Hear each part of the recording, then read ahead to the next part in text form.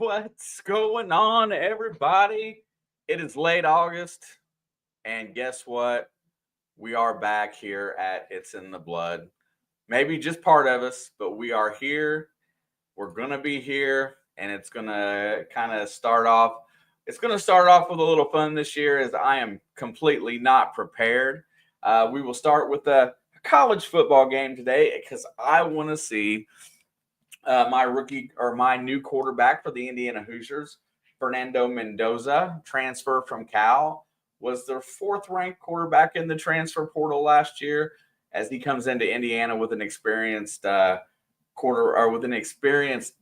receiver crew. So we're going to see how this all plays out. We're going to get back into our season, see what it looks like as a channel. And as always, anytime that you guys can come through and help me meet a goal, I will find a way to drag the Alex in here, although it's not really necessary. It's just fun to do. What up, Adam? What up, Brockton? This Texas-Ohio State matchup today is purely defense. I've seen little sparks of good from these quarterbacks, but, mostly it has been defensive line pressure, tight coverage by the Ohio State corners, and Arch Manning, the early Heisman guy, does not look like he is kind of ready for the big stage yet. Saying the quarterback for Ohio State has played fearless, has not had big numbers, but has done a really good job of game management. That is one of those things that we talk about a lot. And it's kind of a bad thing to be labeled as a game manager. But sometimes against top-ranked defenses and top-ranked teams, you have to know how to manage a game in order to be successful. What's going on, everybody? Hopefully everybody has had an amazing summer. And we're going to get into it here shortly. My game's about to start. I better flip on over. I'm watching Ohio State. Let's see. I'm on the wrong channel again.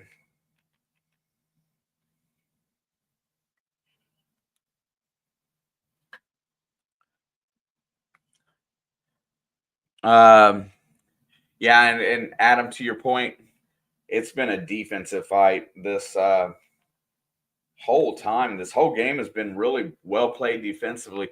Matt Patricia back into college football. That's a tough DC for Arch Manning to go out there and play against. I think you'll see a lot of points out of these two teams because I think they're both top-ranked teams for a reason. But playing each other, it's been kind of tough. Let's get over here. Where are we at? There we go.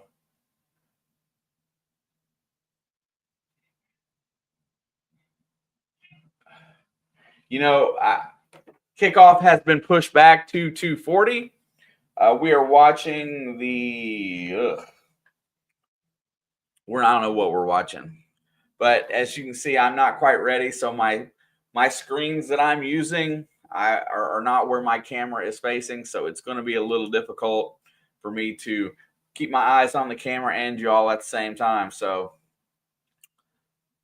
yeah, definitely in here. So what I'm really most interested to see is Curt Cignetti's follow-up to last season, right? Last year, Indiana came through with an 11-1 mark to make the college football playoff, eventually losing by 10 to Notre Dame in the playoff, who ended up playing for the national championship against Ohio State. Indiana's two losses last year did come to the teams that played for the national championship.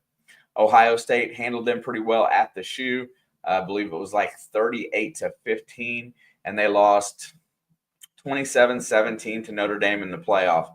But, with every good 1 year, there's been a lot of talk, and Curt Cignetti has been very good at, bolstering his team for top ranking this year. I know that there was some question about dropping Virginia off their scheduling earlier this year, and I think that with the toughness of the Big Ten, the toughness of the SEC, I think these teams are going to try not to kill themselves during the year, get a pretty high, let's say an 11-1, a 10-2 record, and with the expansion of the college football playoff, trying to slide in without having to play an ultimately hard schedule.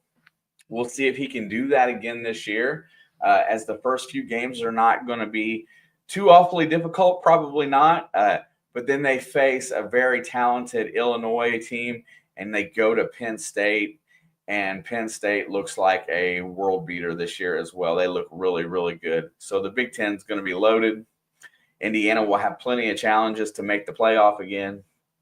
And hopefully we'll get to see a little bit of that going forward. Hopefully this is not a one-hit wonder of a season.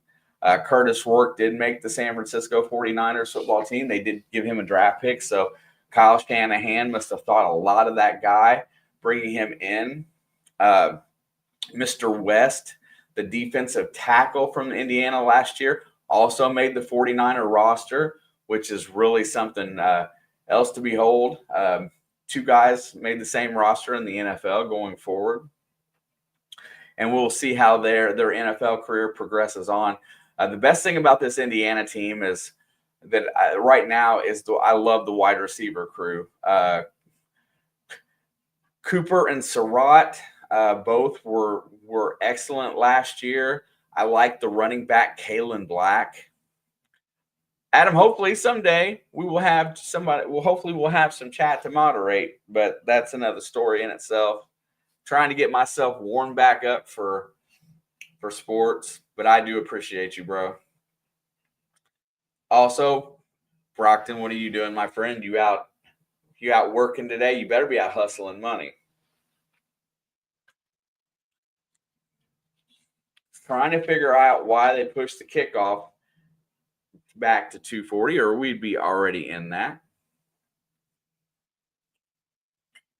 Also, while you're in the chat today, those of you that are here, if you have a pro or a college team you would like to state or talk about, in the chat, as we have a little bit of time, we will discuss other teams and other things going on. So that will be one of the highlights of the day, as the NFL is right around the corner, ready to watch some big boy football. Finally get to see a little bit of the practice field out there. Adam says Duke's winning it all this year. Mark it. Adam is always very optimistic that the Blue Devils will reign supreme. And that's what a true fan does. Got to give him credit for that. It's way early to figure out who's going to win it all. We got to find, from what we've seen so far this college season, we've got to find quarterbacks that can step up against big-time defenses. The Texas defense and the Ohio State defense have really made each other's quarterback look kind of mediocre. So we got to see quarterbacks that can step up in the big games. And I think that's going to really determine a lot. Who is those guys that can do that? Fernando Mendoza, get used to that name, transfer from Cal.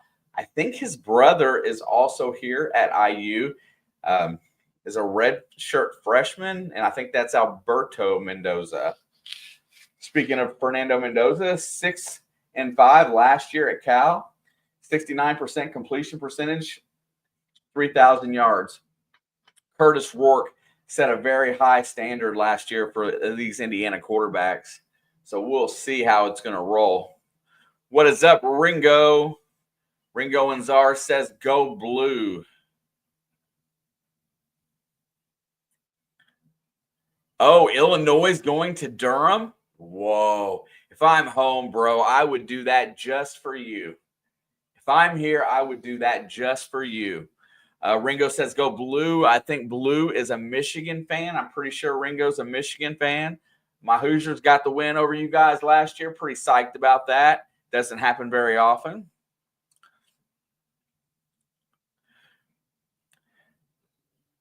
That's awesome, Brockton. I'm going to ride you to make sure it. Yeah, if that's a live thing, Adam, as tribute to you, if I have nothing on my schedule, which as of right now I don't, that would be something that I would gladly do in your honor.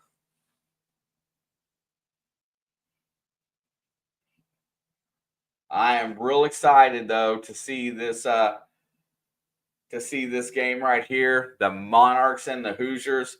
I know we're a 23.5-point favorite today, but I'm definitely excited to see if my Indiana team will look the part to be be competitive again this year.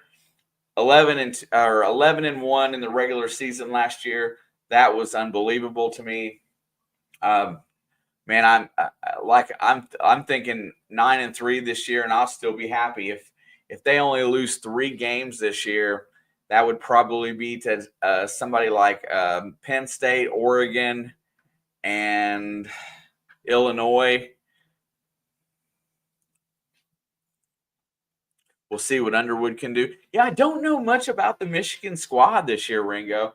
As I am usually pretty well versed on the Big Ten, I have kept up pretty heavily with Ohio State. I know that probably makes your skin crawl, but I'm really close to that area as well. So it's the news always bleeds into mine.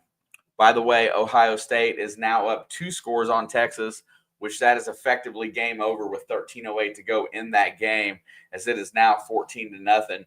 And next week, you will probably see Ohio State as the #1 team in the country, especially if they shut Texas out and win by double digits. I don't think anybody on the planet will have a problem with that except for Michigan fans. Problem is, and the only other problem is, Ringo, is that sometimes we get some very unruly Michigan fans around here or Ohio State fans. I was going to play that game today, but I decided to stay away from it just because, and Adam knows that it is sometimes very problematic to deal with those two fan bases.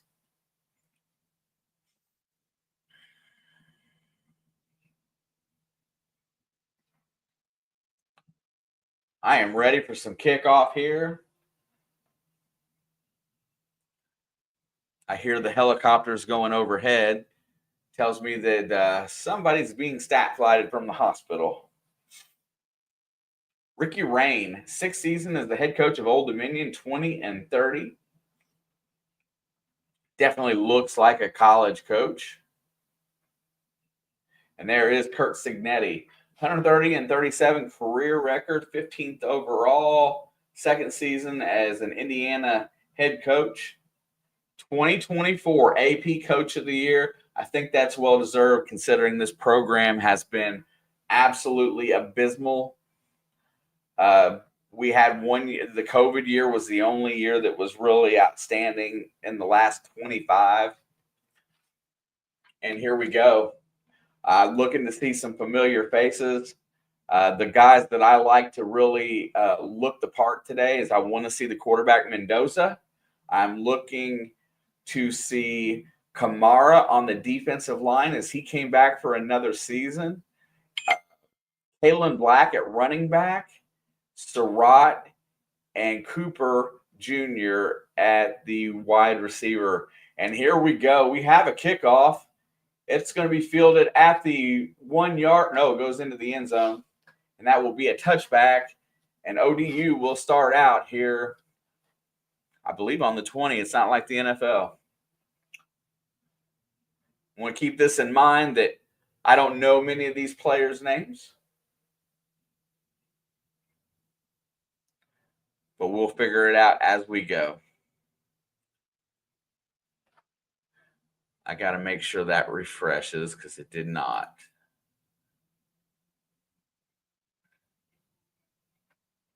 And keep in mind that ESPNU, just like normal, on their game cast, their scoreboard is not working yet. So, yay. 1st and 10. They're going to go shotgun, run it to the low. The quarterback keeper, he breaks a big one up the middle, and he is gone. Quarterback is gone up the middle on the fake handoff. And the first play from scrimmage, Colton Joseph takes it 80 yards for a touchdown. 6-0 lead, ODU. And oh my God, Pizzle is in the house. This is the wake up you're going to get. The middle of the field was wide open, Everybody went for the fake. And there you go. That is the one thing you know about college football. Is whatever you think you know, sometimes things do not go the way they are planned. And with 14:49 to go, Old Dominion sets up for an extra point. And the kick is up. It is square and good. And ODU in 11 seconds has got an early lead. Oh, well, already more action in this game. It was just wide open. He pulled that ball back on the fake and had everybody fooled. There was no weak side help. And that option play just screwed over the Hoosiers. And what is up, my friend, Mr. Pizzle? How are you doing, my brother? It is so good to see you. Ready for another year of the NFL. I'm hoping that your Dolphins are not as bad as they seem. Good luck. Hopefully you will have a better year than last. Hope I have a better year than last year.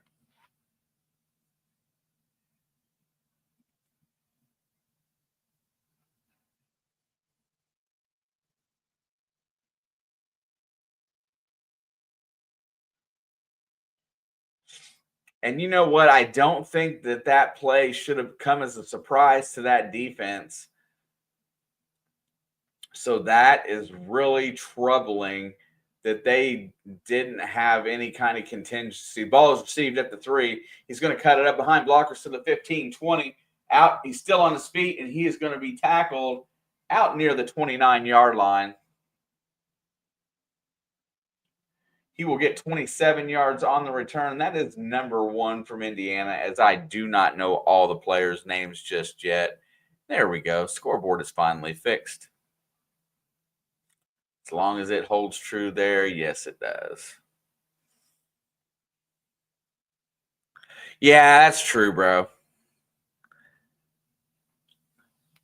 This is what I'm excited to see is Fernando Mendoza making his IU debut today.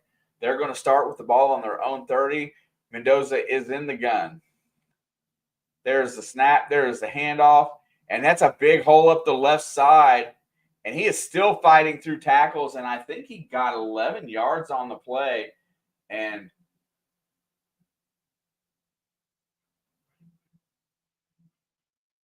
what a nice run there. Broke 3 different tackles. A redshirt junior, Adam, from Cal last year.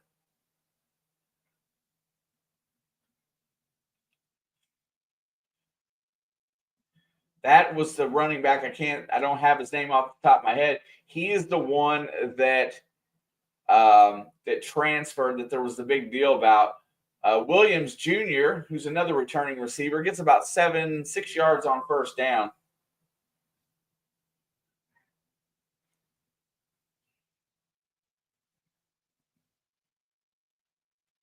Second down and 4.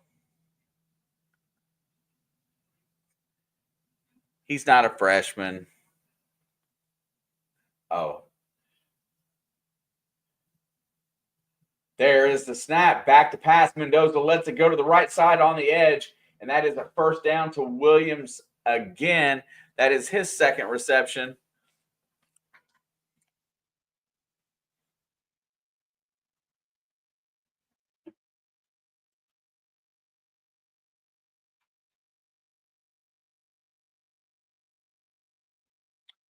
All right, we got another first down here. 1st and 10. Ball is all the way out to. Man, I'm telling you what, my stats are slow. Inside the 48, they have crossed the midfield. There's the handoff. Breaks to the right. It's got a big hole. He's at the 40, 35, 30. Down the sideline. Kalen Black goes out of bounds he goes down at the 4-yard line. I'm not sure if he stepped out before then, but that's a 2-headed monster at running back. What a nice run down the right side as he busts it to the outside. There was no contain. I think he stepped. No, he didn't. Didn't step out. So it'll be ball inside the 5, I believe, close to the 4. And that was one of the players that I was interested in seeing. Oh, he did step out at the 12. Excuse me.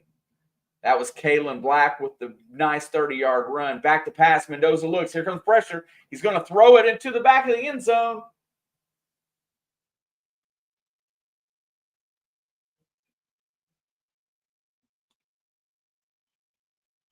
He had nowhere to go on first down as the blitz was coming, and he throws it out of the back of the end zone.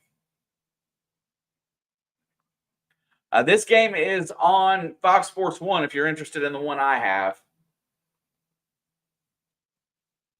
It's also free on the Fox app. Mendoza gets the snap, hands it off. No, he keeps it. Mendoza goes around the edge and goes out of bounds at the 4-yard line.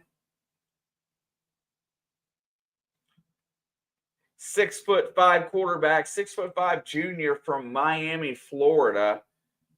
Mendoza makes the run there.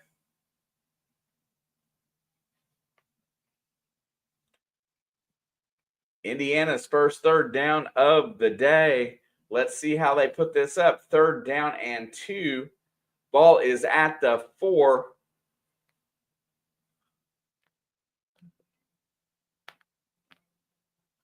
There's the handoff. Going to cut it to the right, and that is a first down.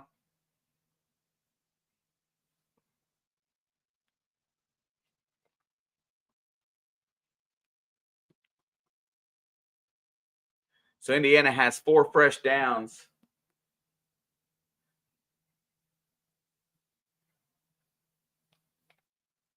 Indiana's current drive, 7 plays, 69 yards, 3 minutes off the clock.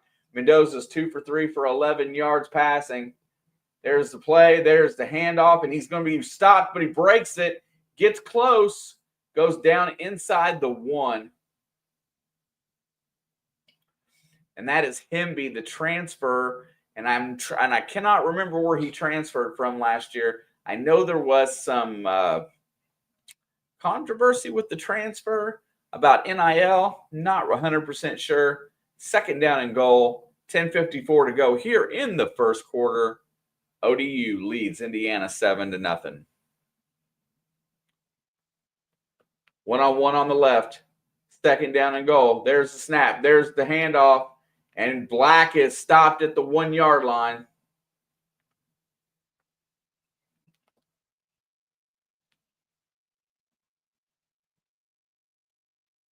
Kalen Black runs into a wall there. Plenty of blockers, but just ran right into the wrong spot.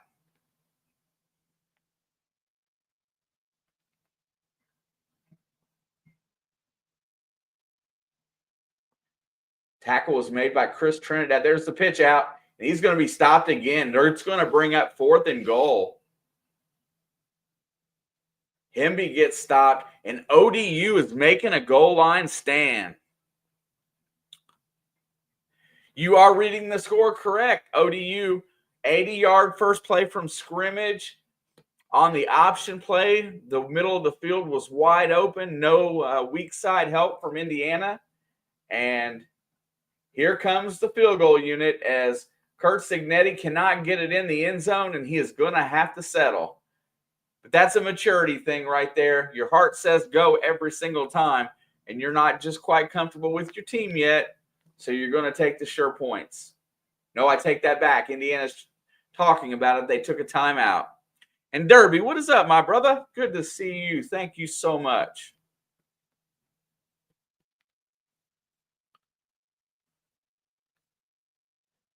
By the way, I'm featuring the cat Ash today. He's hanging out in my lap. He has decided that he is not going to leave me alone. So you can't beat him. Join him. Just sit here and love on him while we're watching some football. All right, it's 4th and goal. It's me. I would have kicked the field goal, just so you know. But they are going to go for it here. And a stop here really doesn't make them feel any better about themselves. As much hype as things are going on, you take the field goal like you know it. But let's see what they have cooking here.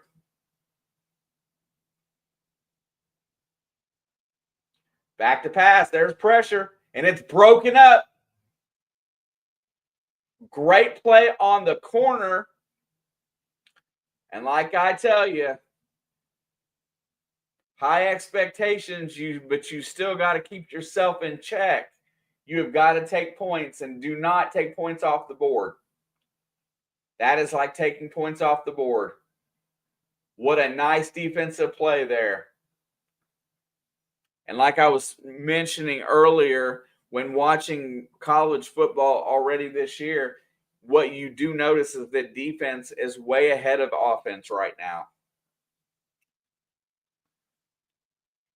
As you saw that today in the Ohio State-Texas game, which it's about 8 minutes to go there.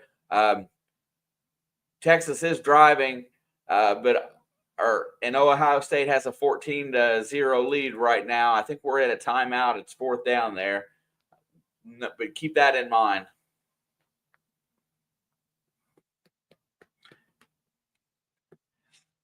As a coach, as somebody that loves the game of football, you go for 4th down is a momentum thing, right? If you need to go or it's a necessity thing, you don't do it just to do it. And that was the situation where the running game wasn't going where you wanted it to. If I was going to run the ball there, for example, I would have spread everybody out and then tried to run it, as opposed to going like a 12 personnel and bringing everybody in tight and trying to bulldoze my way. I would have spread the field and then tried to run it, an edge run or a pitch. But that instance right there, the 3 running plays in a row did not go well, and ODU was sitting back waiting for the pass. Everything was man coverage. Your guy stick his hand in there and made a play. It's an easy choice. 4th and 1, right? You think it's so easy to get that yard, but you change your whole plan of attack to try to get that yard. The field goal was probably the right answer. Now you put yourself in a position that if you don't play defense right here, your expectations for your season and everything kind of changes if you go down 2 scores.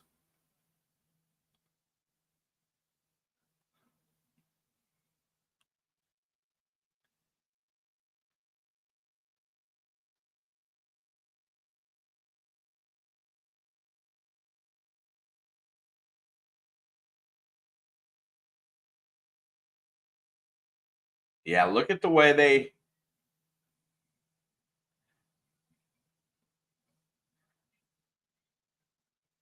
Yeah, he saw it coming. Quarterback read the throw where it was going, and ODU is fired up. I love it. Nothing comes easy in this world. Oh, there's a fumble in the end zone, but he gets it back. Handoff is clear.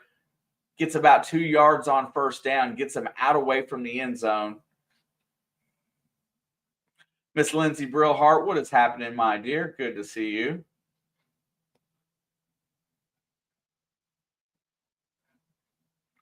Good job by the ODU quarterback to not lose control of that ball. All right, it's 2nd down and 8. They're in that option formation. I don't know what to call it. Play action, fires it downfield, and it is caught on the little wide receiver out. And that is a 1st down.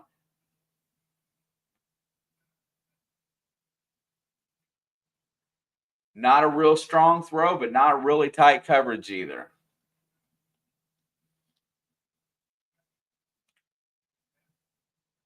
First and 10, ball is out at the 13-yard line. ODU looks very poised in this game. They look very relaxed.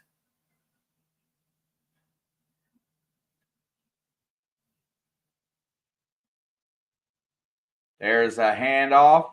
Goes right up the middle. This time nothing, maybe 3.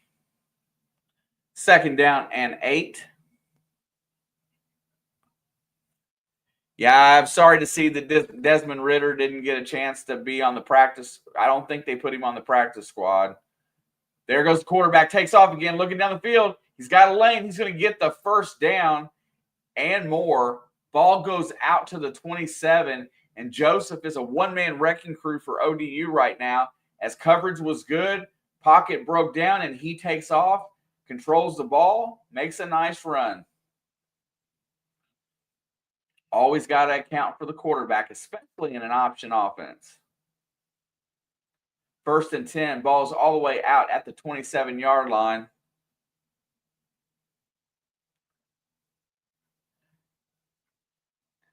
Handoff, up the middle, 5 yards plus. Whistle blows as he stood up there. I saw the name, Lindsay. I just can't think of it right off the top of my head. It's somebody that's been around. Desmond didn't show very well.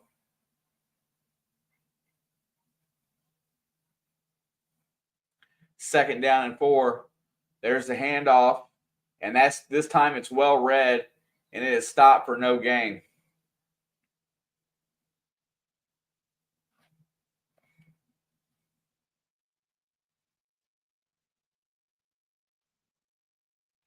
Third and 4. Defense is trying to get everybody up, get loud.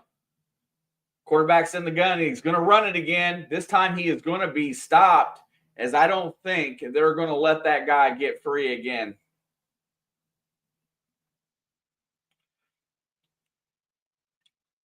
We are, 5 days? Sunday, Monday, Tuesday, Wednesday. 5 days from the first for Thursday night game this year, which I guarantee you we will not be there for. I think we got Thursday, Friday, and Sunday. Or is that right? Do we have a Friday game this week, Adam?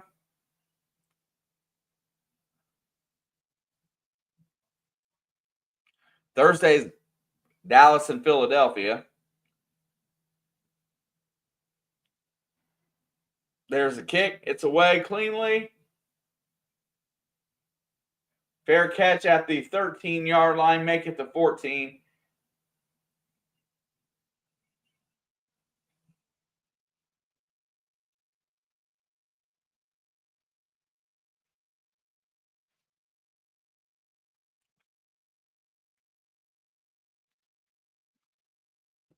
Wouldn't it be like an LA team to give up a home game to go overseas?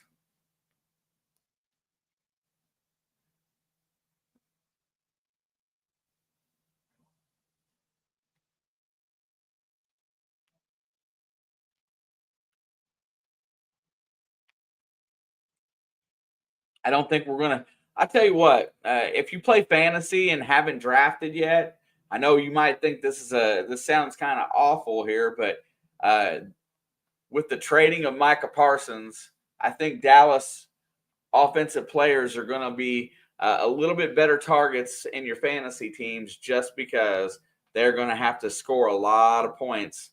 And I think the trade made sense to get rid of Parsons in some aspects.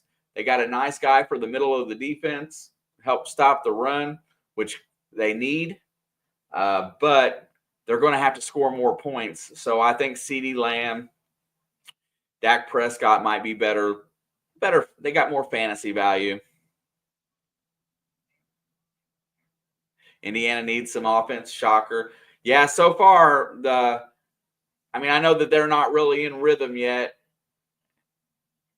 I'm here today mainly to check out Mendoza to see if he is what I thought he would be. He's got the right size. He's definitely agile enough to run out of the pocket. I just got to see if he can make the big play. Curtis Rourke last year was an anomaly in a sense. And plus he was playing on a torn Achilles or ACL. Can't remember which. So I wanted to see if they had it, but good to see you, Kay.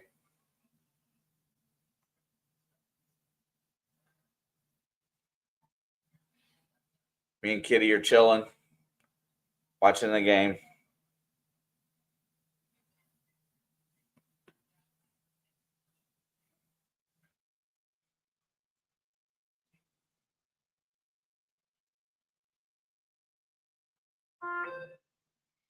Dallas fans last week, we can't keep good players.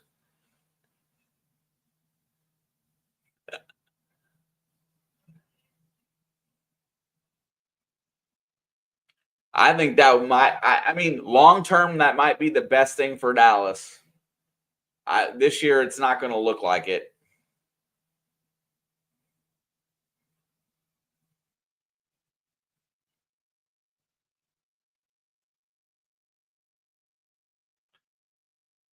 All right, Indiana's going to get the ball back here. I want to start seeing something out of Mr. Mendoza.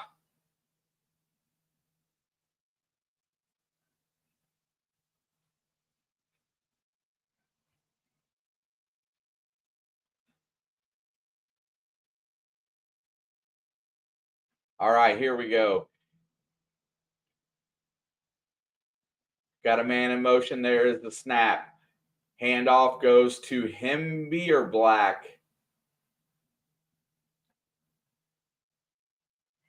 That is Kalen Black. First down run, gets about 6 yards.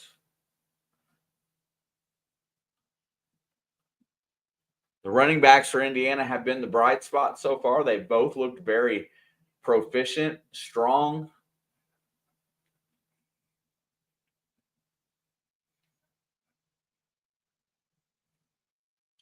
Second down and 4. Mendoza's back, hands it off. There goes Black around the left side, and he will get really close to the first down marker. It looks like he may have it. No mark has been given yet. J. Paul, what's up, bro?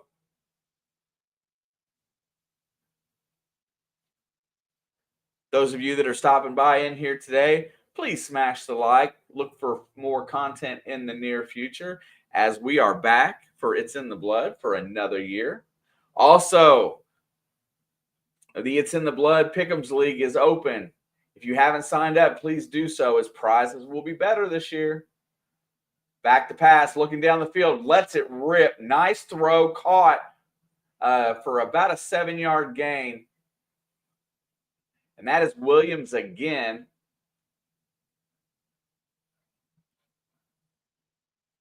Really nice route.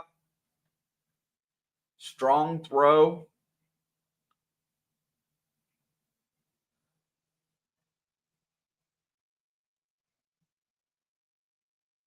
That's 3 receptions for 20 yards for Williams so far. Second down and 1.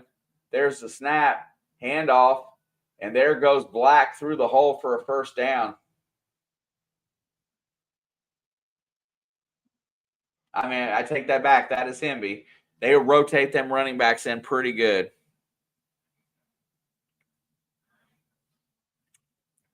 Look, I tell you that Jamar Chase is probably the overall first pick. I don't know where you're at. Tell me what's your options. I'm not just saying that.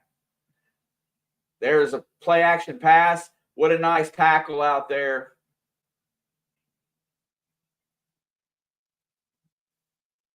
Pick 7. Who's going to be on the board at pick 7? You either get a number 1 wide receiver or you get a 2-way running back that you know you're going to score points with. At pick 7, that's about where you have to go.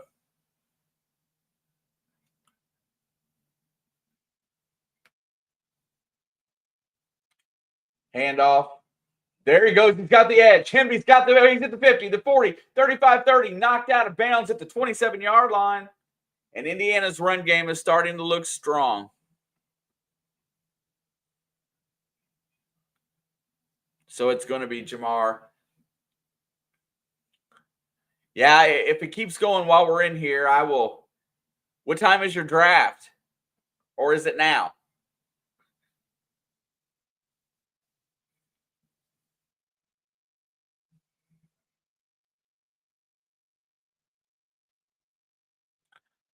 Yeah, I'll help you.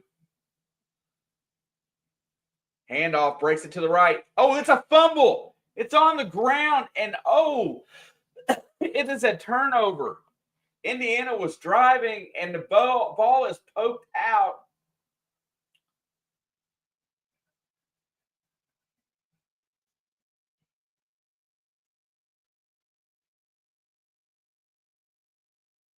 And it was the third string running back in the game that I hadn't seen but yet so far today. But as you see, fumbles are no good. The defense is put into a precarious situation. Bengals projected win-loss record.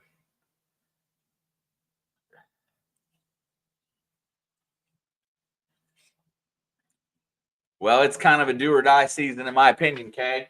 First and foremost, I went back through today and I had to yesterday, I redid my picks after the Micah Parsons trade. I wanted to kind of go back and reevaluate everybody. But I will give you a little insight that where I ended up. But I ended up at 11-6 with Cincinnati this year. And that, of course, that is all dependent on health.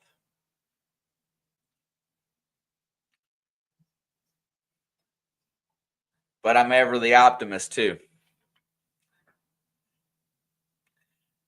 I think a better start to the season. And I think there's going to be some sneaky better defense than what you expect. And I think the offense is going to do very well this year. But that might be a tie for third in the North, the way it looks. Well, I don't know about a tie for third. I'll take that back. I think it's good for second place in the North.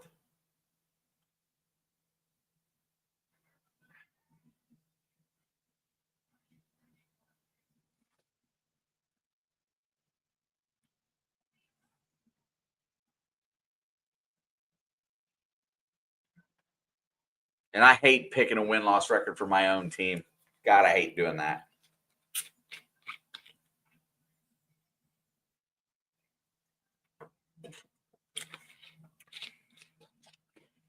Please do. I think I'm under what a lot of them were.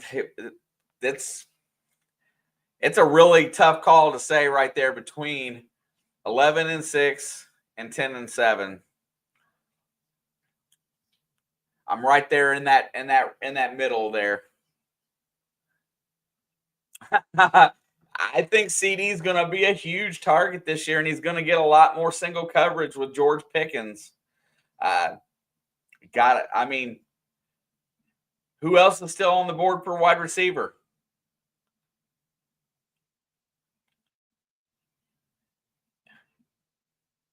I'm sure Bijan, Chase, Jefferson are gone.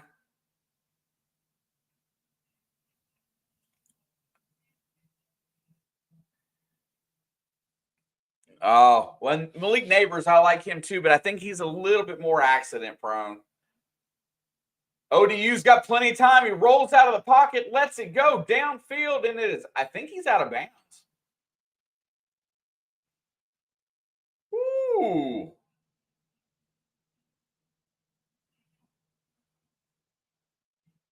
I don't know that he was in bounds, but they're going to let it fly.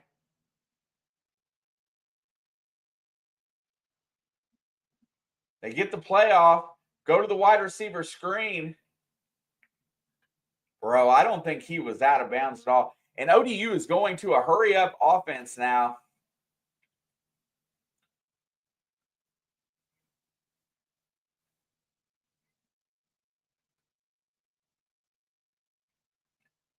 Second down and 7.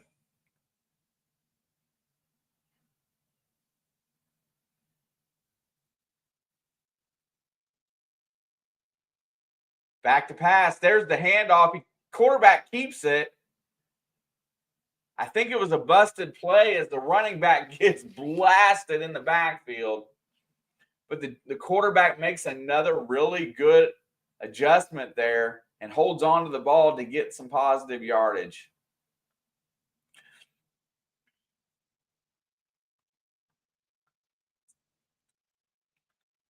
I cringe. Yo, Puppet, what up? Third down and 4, back to pass. Whistles, blows the play dead. And that'll be a false start on the offense.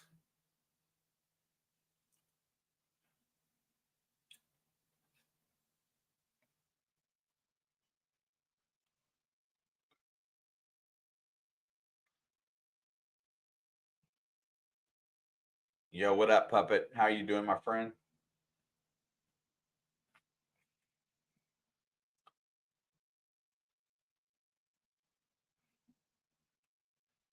Back to pass. There's the blitz. And it's almost intercepted.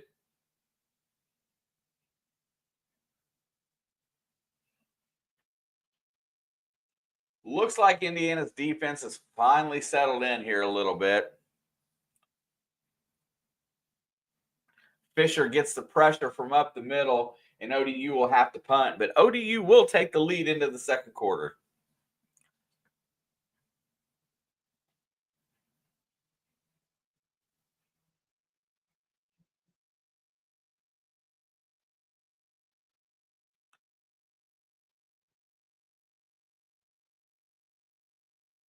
My eyes are kind of blurry. BTJ. There he gets it on the edge. He's at the 20, 25, 30, 35, 40, 45. He's in the 50, 40, 45, 40. He's got blockers ahead, and he's going to take this punt back all the way to the distance. Jonathan Brady on the punt return takes it to the house. And as I said that Old Dominion would be leading after the first quarter, of course I am wrong.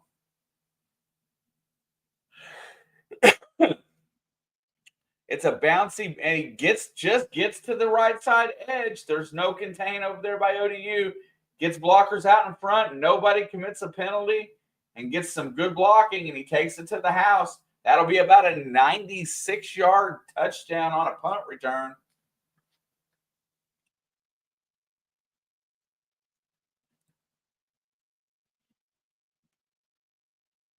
Nine seconds to go in the first quarter.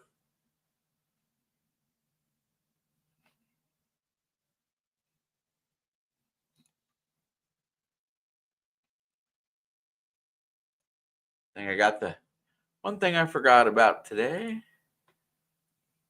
And we have a tie ball game after all that nonsense to start this game for Hoosier fans.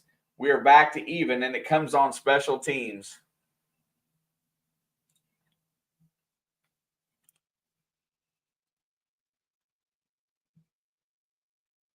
This is why teams should never punt. Puppet. No truer words have ever been spoken.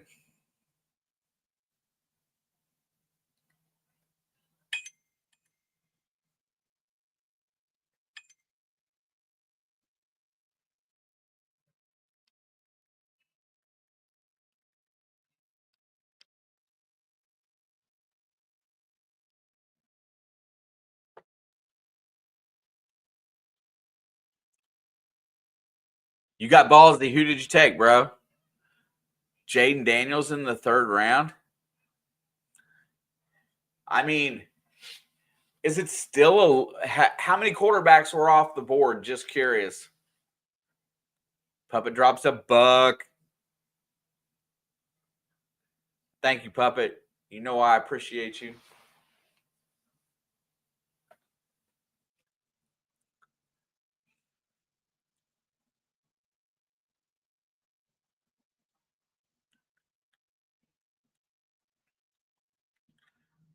I think, like I told you, I think a little bit later on, if you get in the 6th or 7th round, if there's like if a Dak is still there, I would think about taking him, because I think without Micah Parsons, I think that offense is going to have to score more. The running game doesn't look like it's going to be that solid in the Big D this year, so you're going to have to go passing. And I think it's going to be CeeDee Lamb and Dak Prescott, unless Dak gets hurt, of course. But CD is a good option.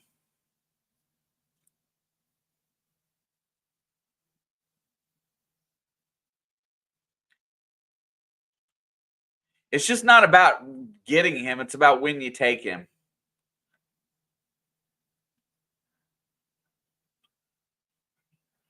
There's only a few quarterbacks that I would take in the top 3 rounds, honestly.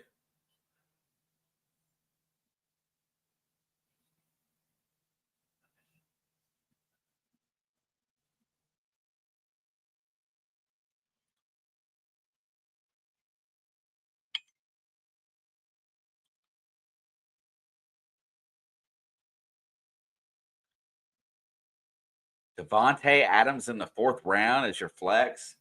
Oh, man, I don't know. Gosh, you make me nervous, Adam, with the way you pick.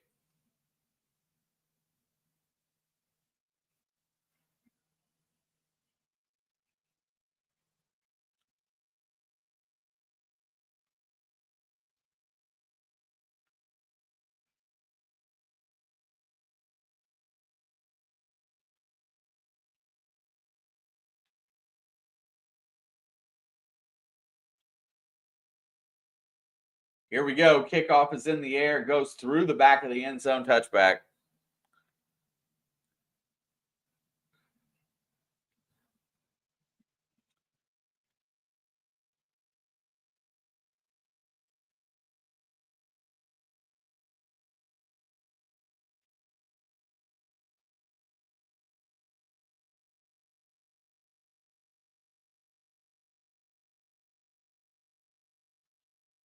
Each team had over 100 yards rushing in the first quarter.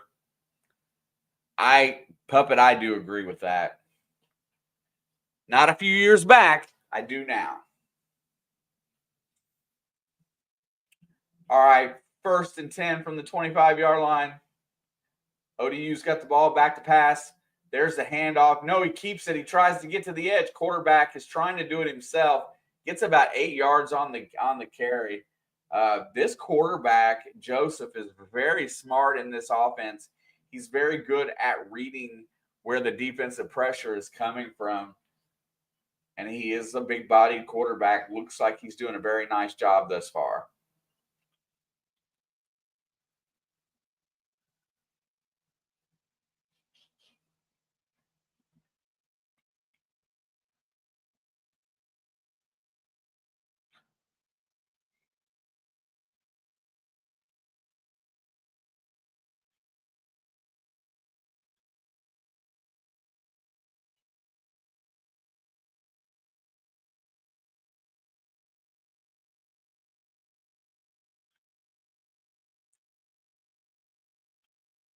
He has just fumbled the ball in the playoffs. Fair enough. So far, so good. Yeah, it's a really tough picks, man. I play Dynasty, so my lineup is set except for just drafting rookies this year. But I do think I got a good one. May not be this year that it pans out, but I think Caleb Johnson, the running back that Pittsburgh took, will be a dandy.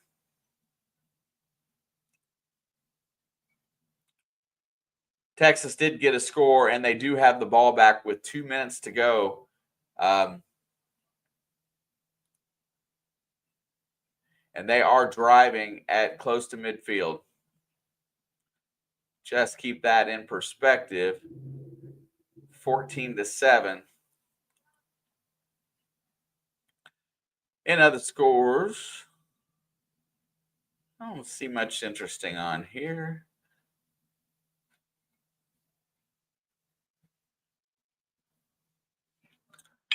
South Florida whipping up on Boise makes me smile.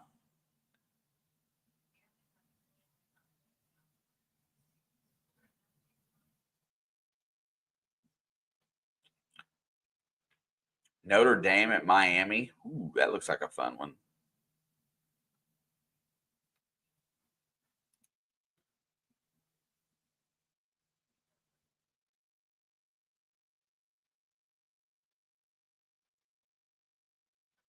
I hope James Conner stays healthy this year.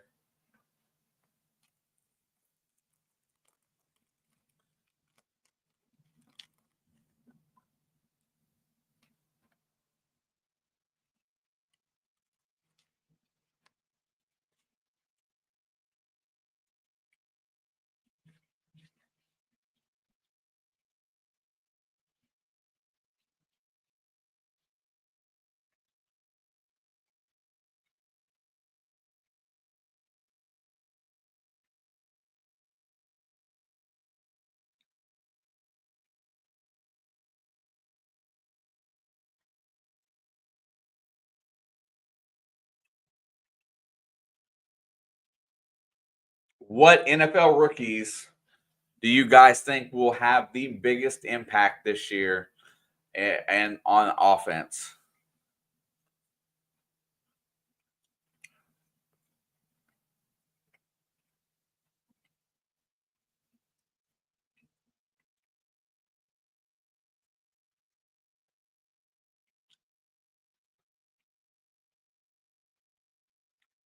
I think he was one of the only true number one receivers in the draft. I'll give you that.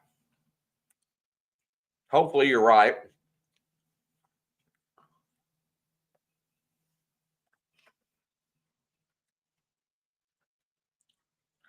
Really nice trade by Carolina, by the way. To get anything out of a 34-year-old is pretty solid. And that does, you're right, that's going to shore up some more chances for McMillan. 2nd down and 1. There's play out. He's going to hand off. No, he's going to throw it. Throws it deep down the sideline. He's got a man. Just a little bit overthrown as the DB ran with him stride for stride. Pons had nice coverage there. He stepped out of bounds, actually.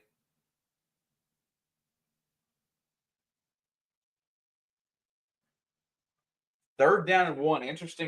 Interesting how they're lining up here. They go 4 wide. Running back to his right. There is play. There's one in motion. There's a snap. There's the handoff. He keeps it. And the QB makes another good decision and gets the first down. As a team that primarily runs this option, I do not know how that quarterback ever got away for a 75-yard touchdown run. There he goes. Then he hands it off. Running back is stuck behind the line, tries to get to the edge. He's going to be tackled at the line of scrimmage for minimal gain. And there we go. The bots are back. The bots are back again. College football game streaming.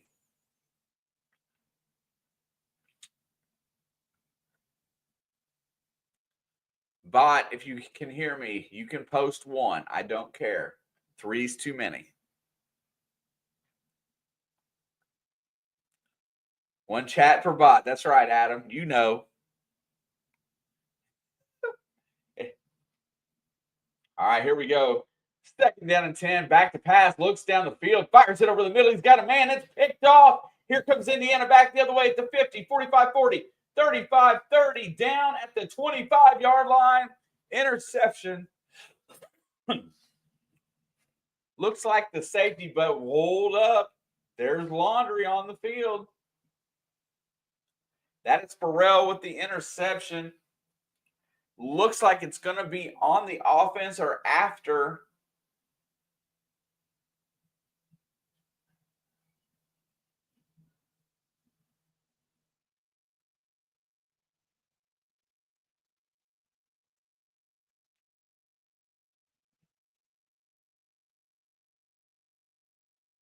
$15-yard penalty on Indiana for after the interception, but they do have the ball and a first down. Ball should be somewhere around midfield, I think. I don't know where the penalty occurred.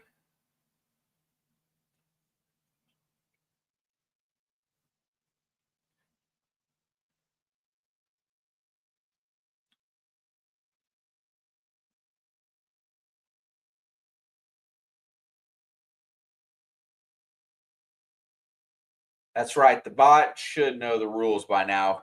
We're very lenient of bots in here.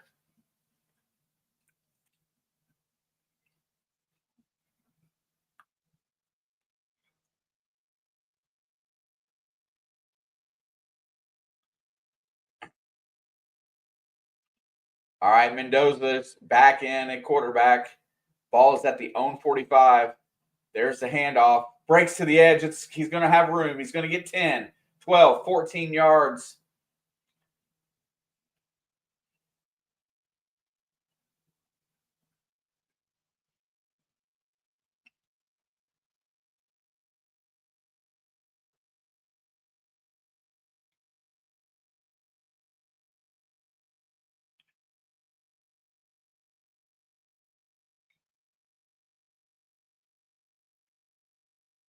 Already, Hemby's got 7 rushes for 62 yards, having a very nice game.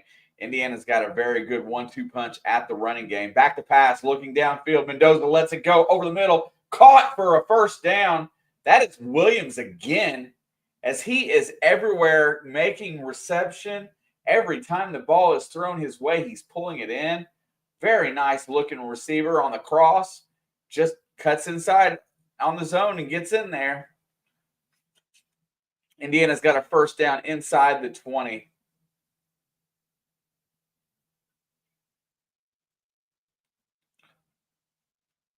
First and 10. There's the snap. Goes handoff. There is Hemby again. He's going to get 6 yards on first down. Maybe 7. 7 it is. Second down and 3.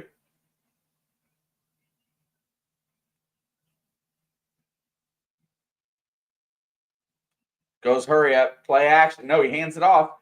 And he's going to push forward and get the first down. Gain of 3 on the play. Hemby has done a great job today.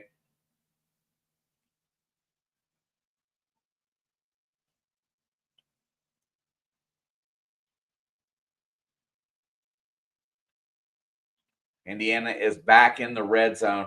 They really need to put up a touchdown here to get a lead. Really put the pressure on ODU. First and goal. Ball's at the 10. I'm sorry. Handoff. Hemby cuts inside. Breaks it into the 5, 4, 3, 2, 1. And he's down at the 1.5-yard line. Second and goal. Here's where we got into trouble the last time. So listen. Spread the field. There you go. Hand off to Hemby again, but he's not going to get there as he's going to be stopped at the 2. I gave him too much credit the last time. It's going to be third and goal. Indiana goes with the spread offense, but they are keyed in on Hemby right now. You're going to have to go play action. Play action, roll your quarterback out, and give him 2 options here. Give him a chance to either run the ball or throw the ball, but put it in your quarterback's hands. Play action. Mendoza's in the gun. They've got the old wishbone formation. There's the handoff, and stupid. They are keyed in. Fourth and goal from the 5, loss of 2. I do not understand the play call whatsoever.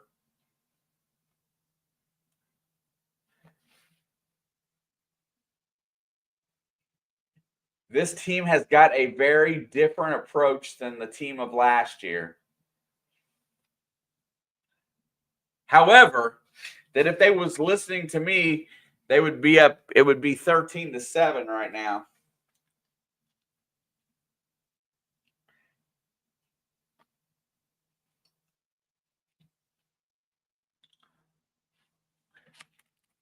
It's not the look that I expected to see. Of course, I guess I don't know what I expected for sure.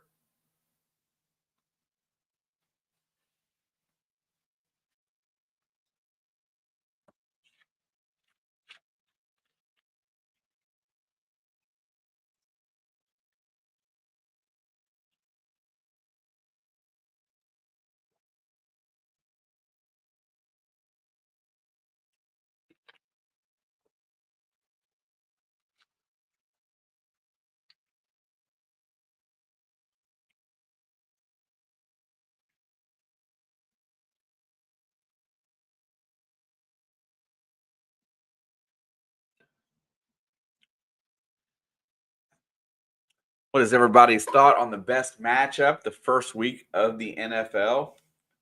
Which game will be the most compelling?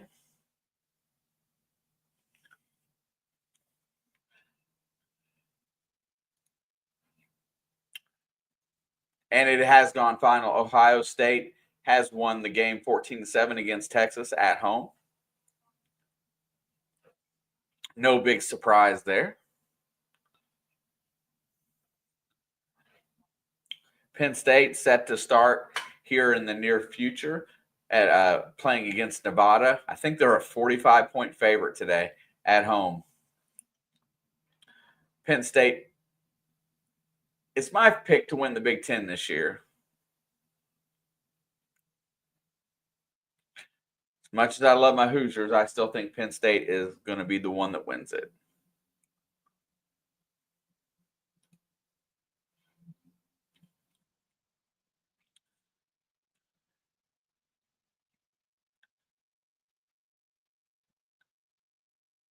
I think the Pittsburgh and the Jets game is going to be really good. Tampa Bay, Atlanta may be good. Detroit and Green Bay, that might be good. Detroit and Green Bay, Baltimore and Buffalo. Detroit and Green Bay, Baltimore, Buffalo, Houston, Rams. I think those are all going to be very highly contested games. I don't think Cincinnati is going to do very well against Cleveland on the road. They very rarely do. 22-yard field goal attempt. Cignetti finally decides to do the right thing, take the points. Kick is up, straight, good, 3 points. Now you have the lead. Now you can play like a team that has the lead.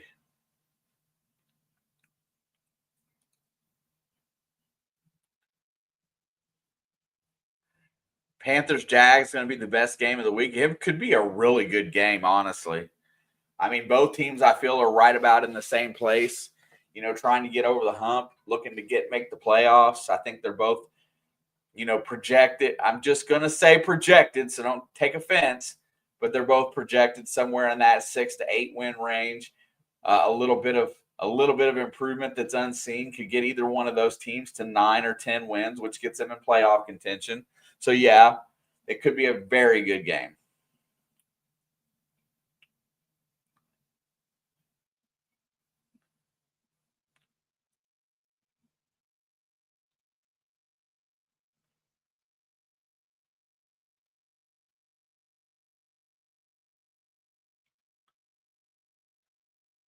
All right, set for kickoff. Indiana has the first lead today, 10-7.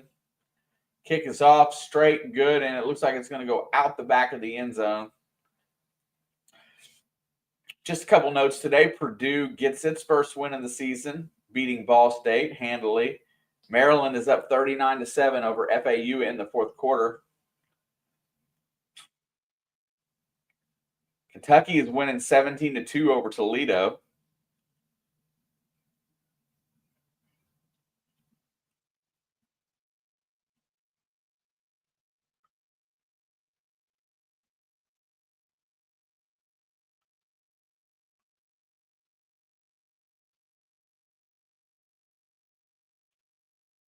All right, 1st and 10. They got a really weird stack. These college formations kill me.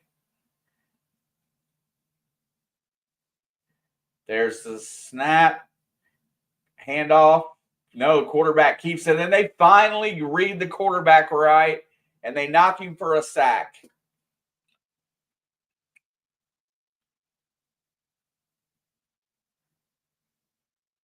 Indiana's adjustments going here into the second quarter.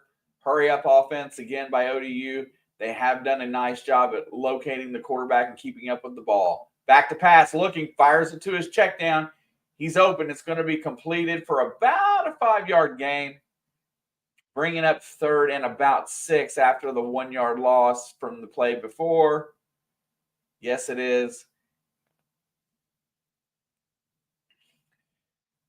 A-R Gladding. What a name. A-R.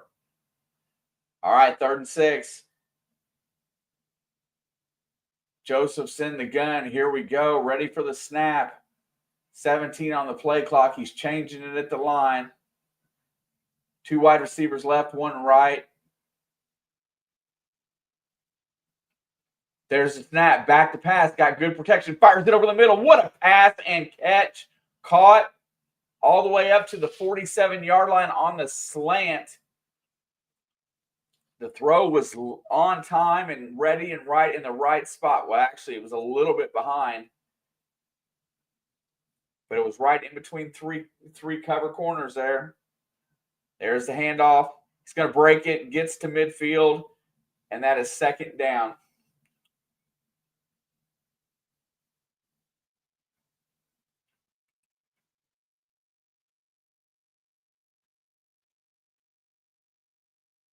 Second 5.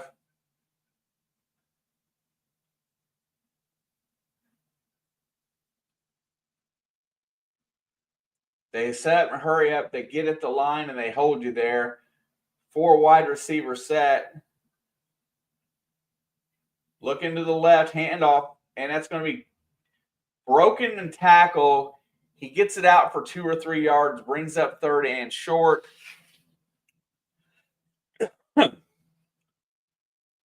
They're going to hurry back up to the line here, try to get this thing a-rolling. 31 on the play clock. They are already set and ready to go. The same formation. Man, I would throw a screen to the left with that number 7 wide receiver. It looks like he's wide open. And there is a false start. Now, we got flags on both sides of the field here.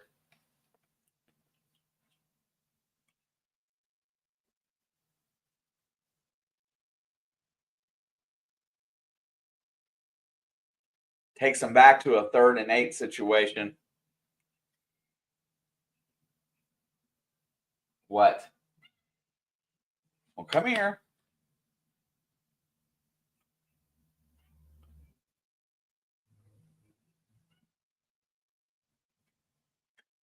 All right, we go 3rd and 8. Fans are getting really loud in Memorial Stadium.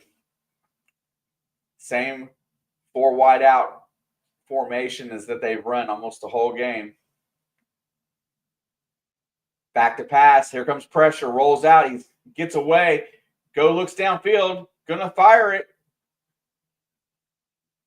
Underthrown as there was very good pressure, and they cut him off for getting the edge, and now ODU will have to punt. Thank you. Just like everybody else, if you could, smash that like button. I appreciate it. Every like does help me out just a little bit. Alex will say thank you, I'm sure.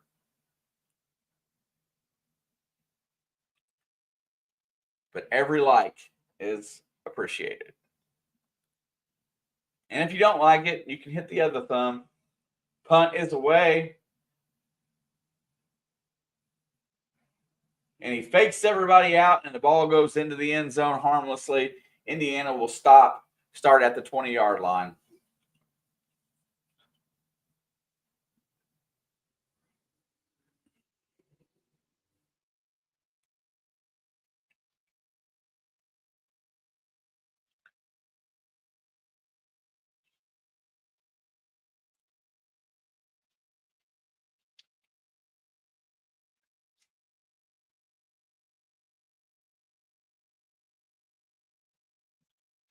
Does anybody have an early season, preseason pick for who will have the first pick in the draft this year?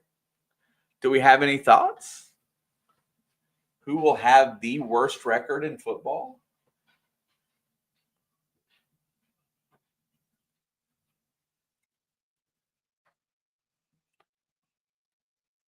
Heard a lot of rumblings already this year.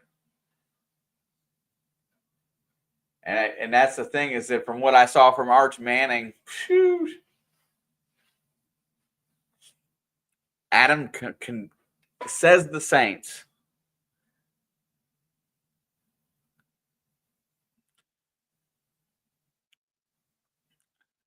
With Spencer Rattler starting, I'm not sure how good they're going to be this year. But yeah, they don't look like they're going to have that opportunity. Good call. New idea. Name 2 teams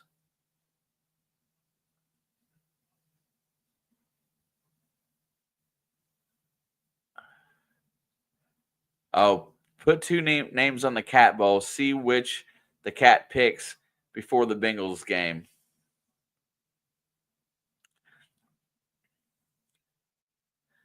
The Saints are a good shot right now.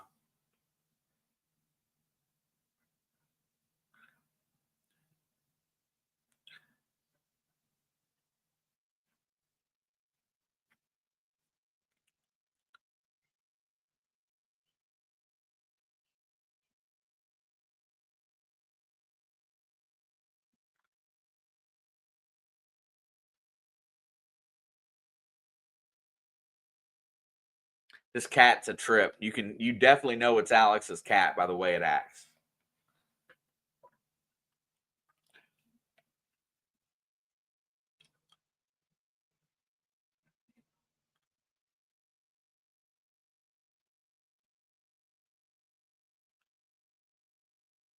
Also, it is worth noting that if anybody has not went over, stop in on the It's in the Blood Facebook page, like the stream today, give it a follow if you haven't done so. That'd be kind of cool. I'd like to see a few likes or over there. That'd be really nice because we haven't done a whole lot with that page yet.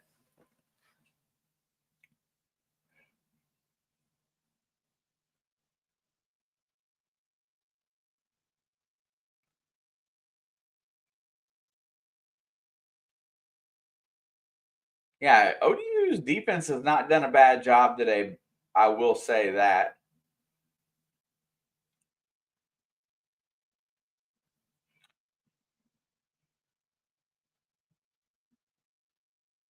First and 10, play action, looking down the field. Mendoza has time. Open pocket, fires. Owen fell down. The tight end falls down as the ball goes sailing over his head. Lucky it wasn't picked off.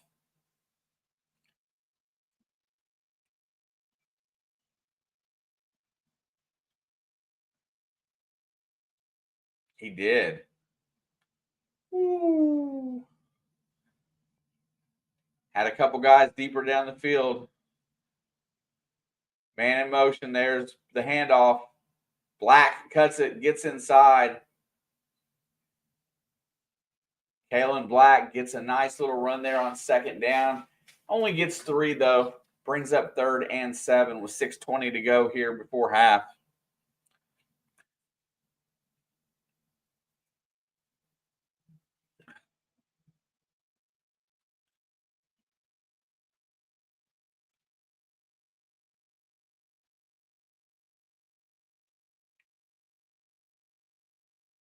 Third and 7. Back to pass, looking down the field. Lets it go deep, showing off the arm, and overthrows his receiver. But Williams' arm was grabbed during the coverage, and he pulls it away and draws the flag. That will be a DPI. Should give him 15 yards.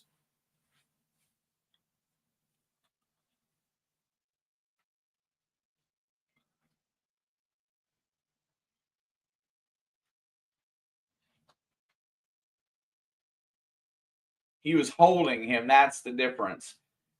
Hand fighting is allowed, but if you're holding somebody, that makes it difference. Indiana gets the first down. Ball will be at their own 38.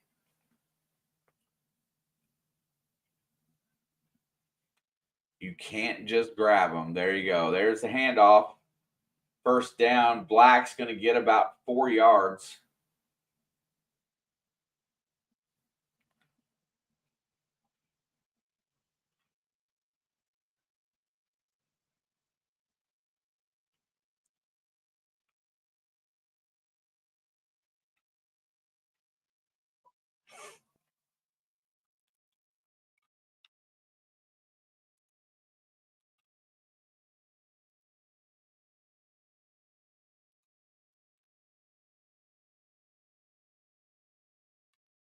Shoots it out to the outside. Williams makes another grab.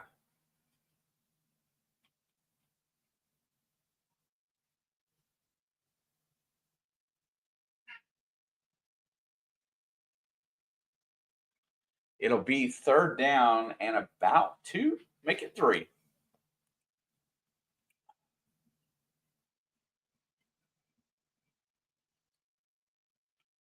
The spot looks like it was off by where they marked it. I thought he was closer to 1 or 2 yards from the first down.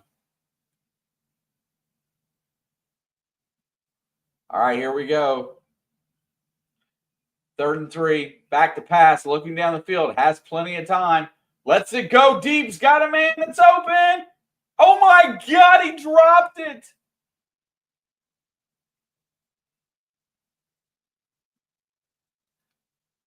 Cooper drops it. He had separation. He just got bumped.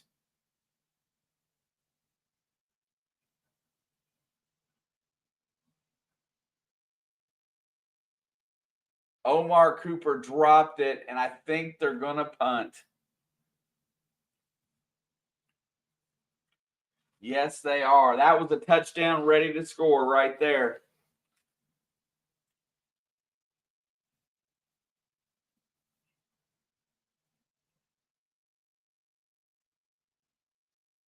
Punt is the way. It's got at the 8, and he gets spun around at the 10.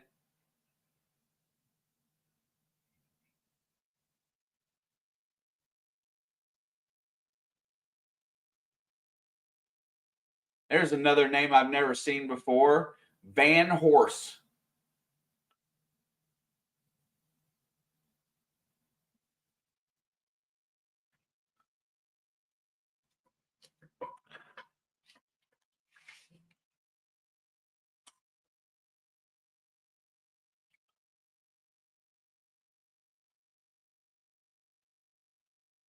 I think Indiana just needs to just keep playing their game. It'll eventually start working out.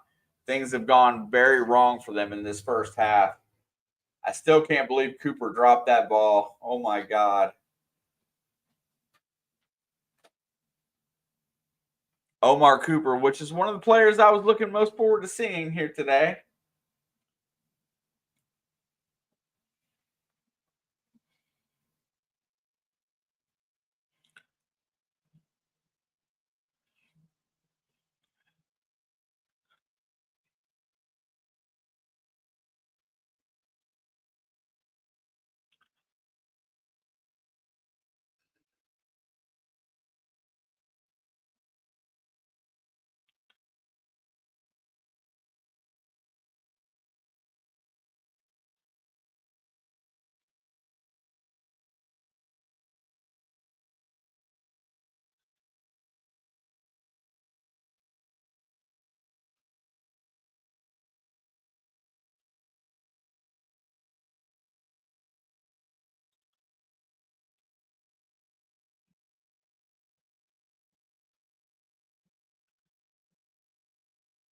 What a nice day in Bloomington, though. 76 degrees.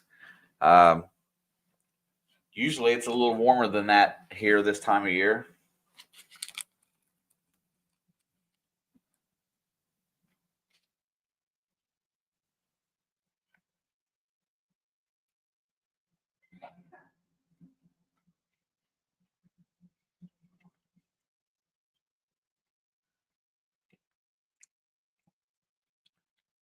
Penn State, Nevada still tied at 0. Georgia gets its first score of the season. They lead Marshall 7-0.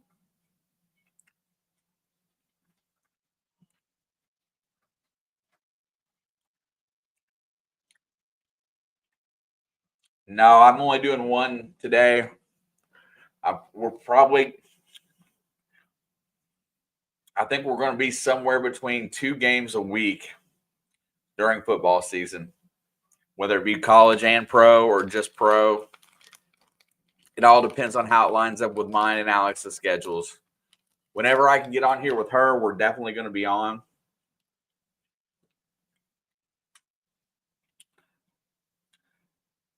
But as I be home for more college football this year, I think college may play a bigger part of what we do. And I'm okay with that.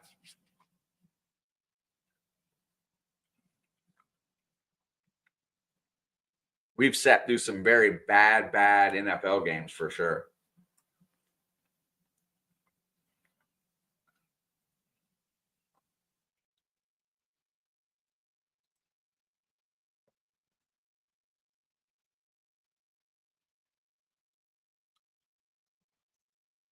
ODU's got the ball back at their 5-yard line.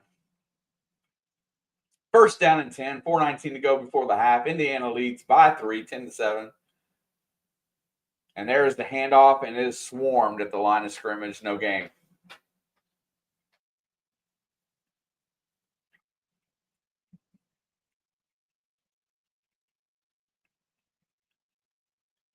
Four wide receivers set, same formation all game long. Back to pass. Here's the blitz. And it's intercepted. Tipped ball. Back at the 20. Down at the 15. Inside the 10-yard line. And he is down there. However, there is a flag on the play. I think this is another after the interception penalty.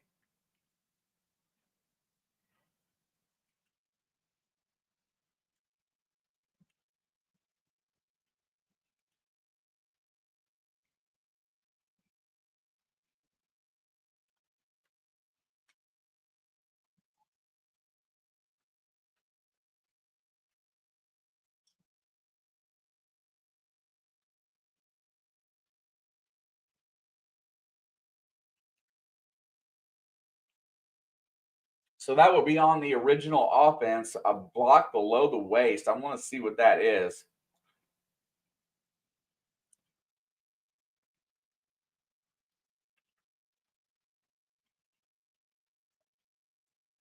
I don't understand the penalty call.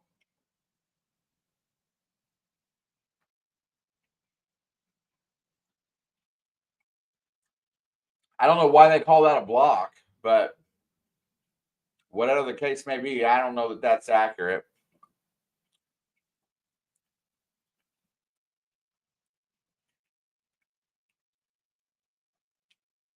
So Indiana has the ball, first and goal. If they don't come away with a touchdown here, I might just call it a day. Handoff, no, play action, fires it to the corner. He goes right back to Cooper to try to get him on contain. And the ball was just a little underthrown, in my opinion.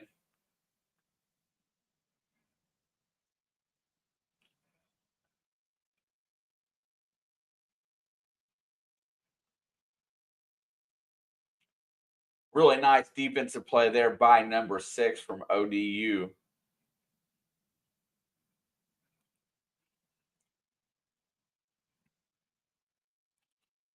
Second down and goal.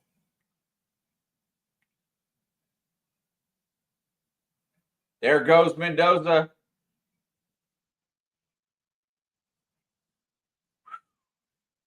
Breaks away, throws it. Intended receiver was E.J. Williams, and it is now third and goal. We have an injury on the field. What is up, Mr. Rick? Good to see you, my friend. Hope you are well. Getting myself locked in for a sports season.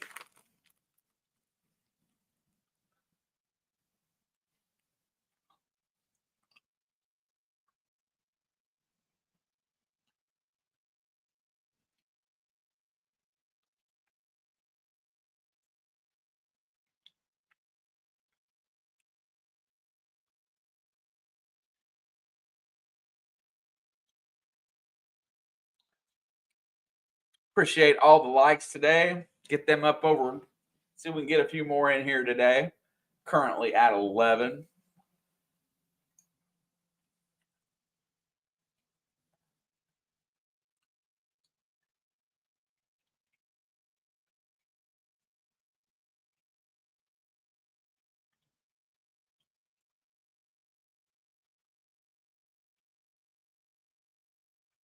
Big play here for ODU because if Indiana can put it in for a touchdown and gets them up by 2 scores, if they hold them to a field goal, it's still a 1-score game.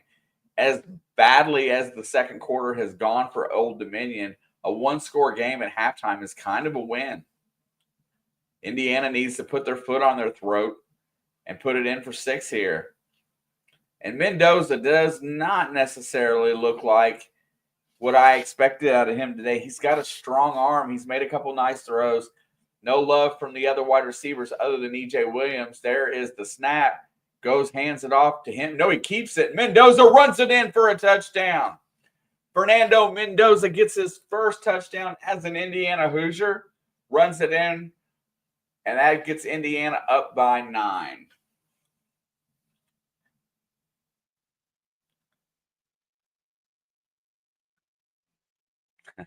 Boo, Monarchs come back.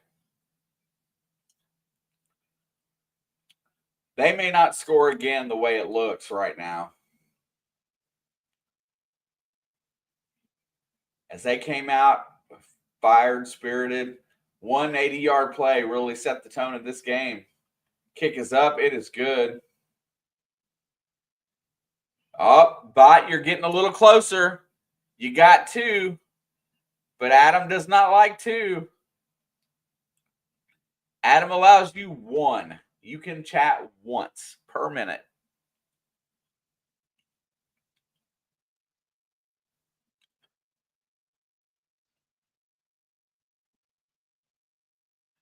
Yep, see, there you go.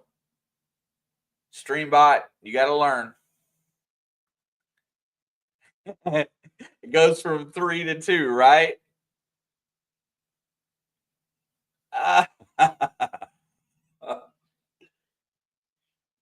You know there's got to be somebody.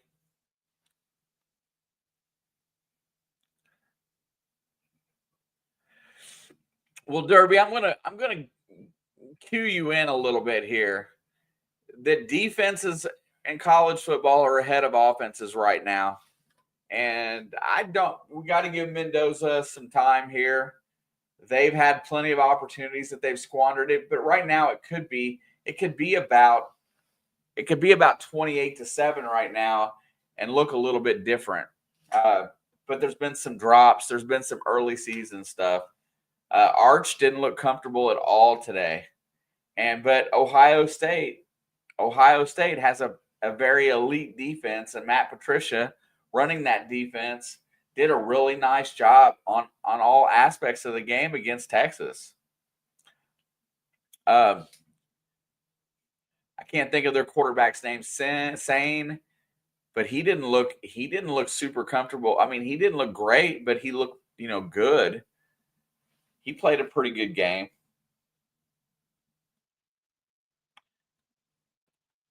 So far, I haven't seen an instance, unless the teams are completely outmatched in every phase. But right now, this just looks like an early season, a lot of conundrum, about how they're playing the game. Indiana's just looked a step off. Don't want to see Bonds hurt.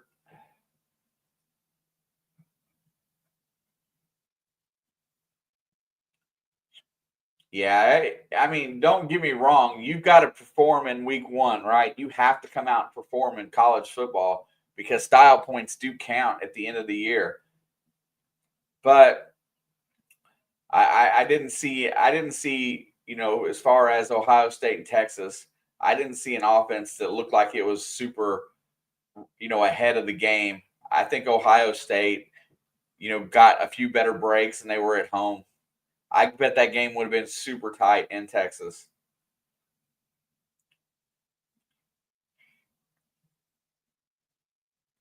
Second down and 2.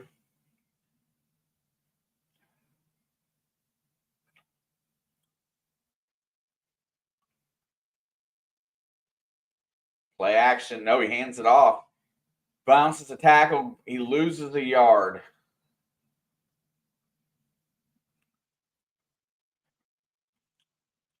And like I said, the ODU quarterback has looked pretty good in, making decisions, but he's only 5 for 10 for 48 yards and 2 picks.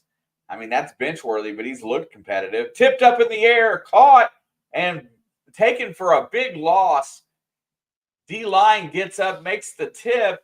Wide receiver comes down with it, but takes a big hit and loses about 5 yards on the play. And ODU will have to punt. Penn State strikes first against Nevada. They put a touchdown on the board.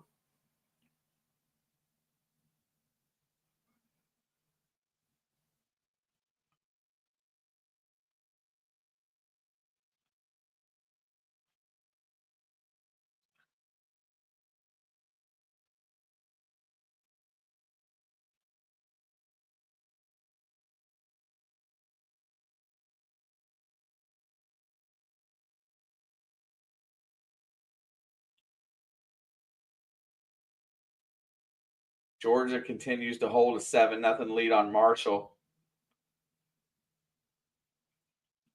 Miami Notre Dame might be good tonight.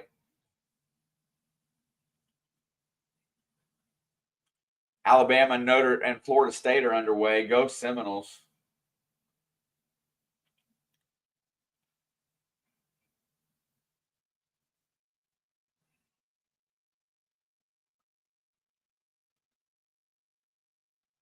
Blocked punt.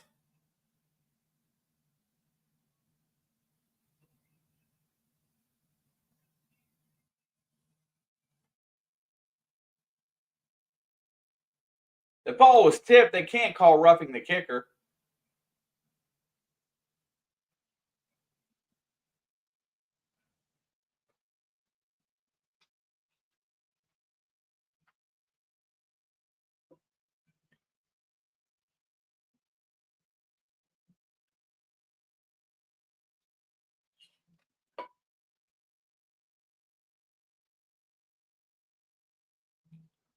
What?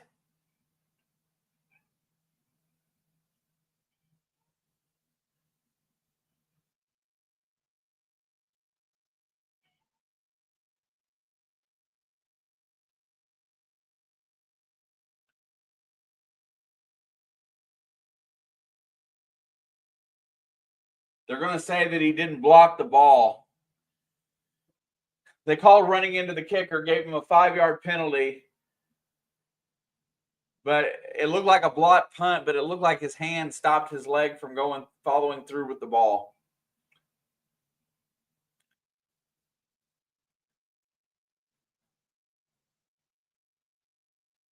Brady gets the return. This time, he only gets a few yards on the return. Indiana will have 2:15 to try to put a score on the board here.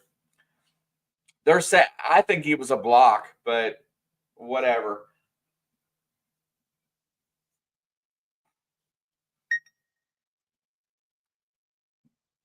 Uh-oh.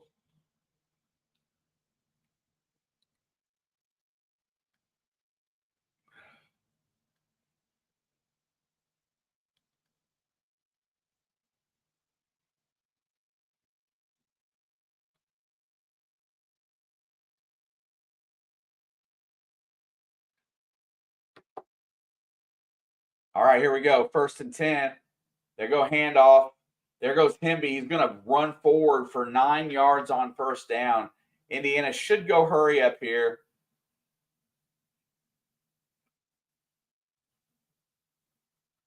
And that is the 2-minute warning.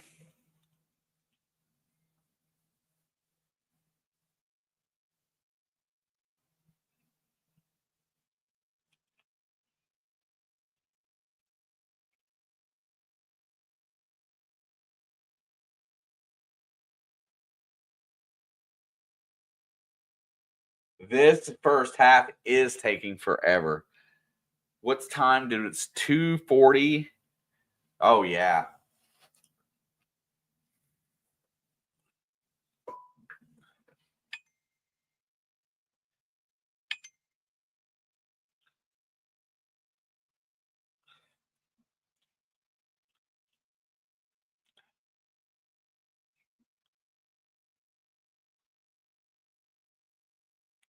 Yeah, I called it. I mentioned it earlier.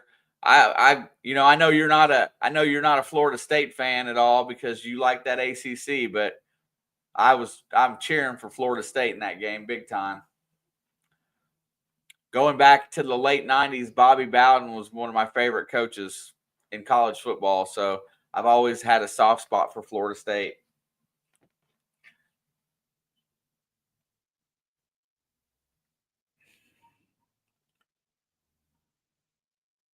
I do need this game to get over at some point. Cheering for Bama not just because I hate Florida State. Because see, Alabama fans drive me crazy most of the time. Growing up, my grandfather was a Bama fan. Oh, I got you. Fair enough.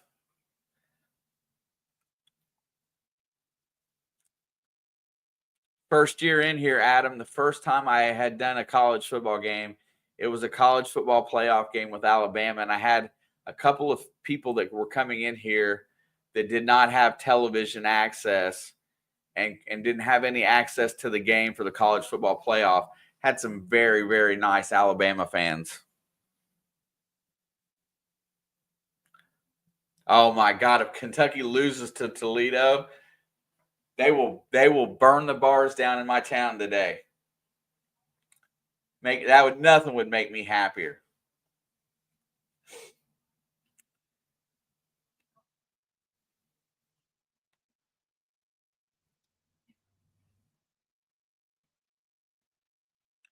I got you.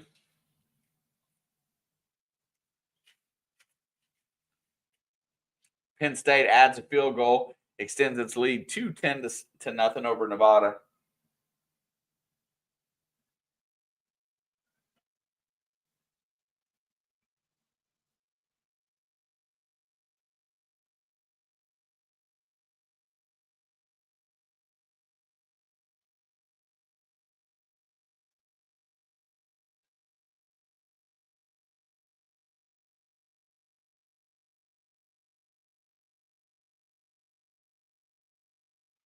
All right, 2nd down and 1. We got 2 minutes to go before halftime. Let's see Indiana's 2-minute drill here in action. Mendoza rolls out. Blitzer comes, fires it down the field. He gets hit. And that is incomplete. His arm got hit as he released it, so it didn't go the distance.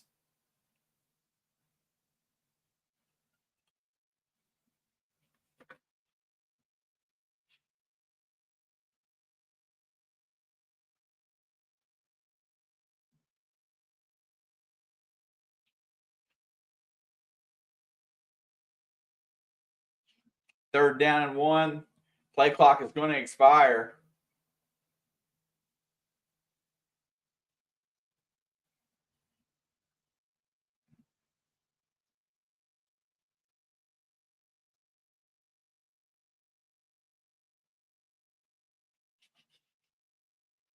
All right, 3rd down and 1. They're crowding the box.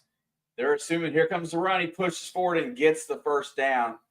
1:49 to go.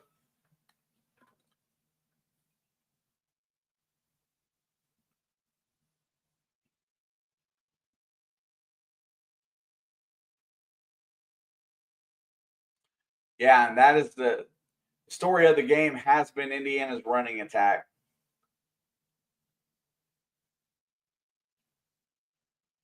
Back to pass. Here comes the blitz. Pressure's on. Fires it. Incomplete.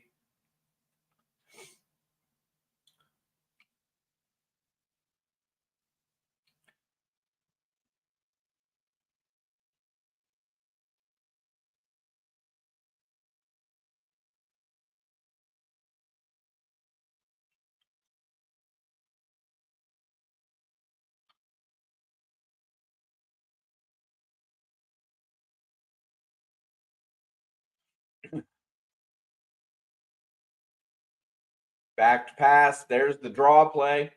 There goes Hemby forward for about 6 yards. It's going to be 3rd down and about 4 here.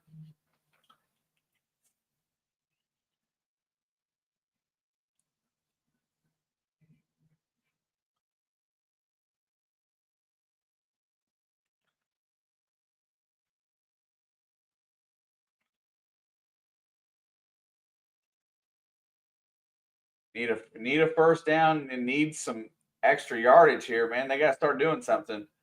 Back to pass, looking down the field, rolls out. There he goes. Takes off. He's going to run it. He's going to get the first down still on his feet.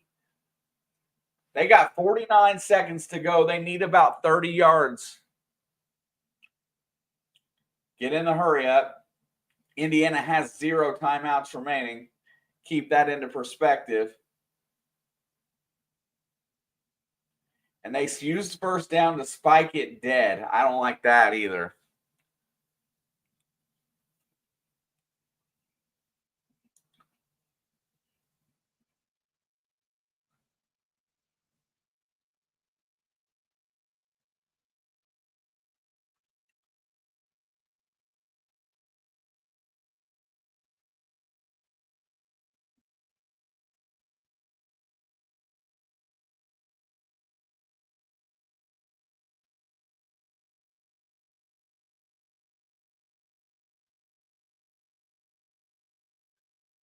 All right, here we go.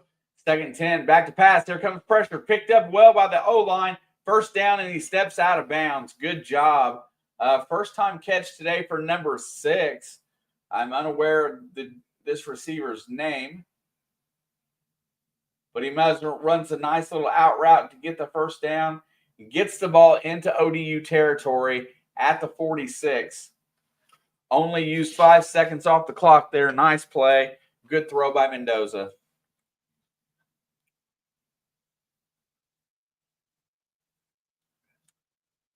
Back to pass looking. Fires it again out of bounds after a 5-yard gain. That is the tight end. He's a big guy. What's up there, big guy?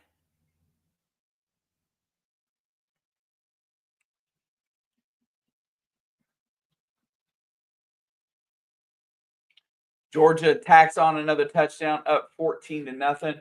Oregon adds their first score of the season, up 7-0.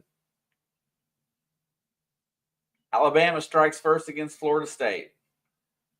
Mendoza back to pass, looking down the field. Here comes pressure. It's a screen. Gets it to him. He breaks a tackle out of bounds at the 33-yard line. Hemby has been a great pickup this year. I think he came from Maryland. What up, Skater?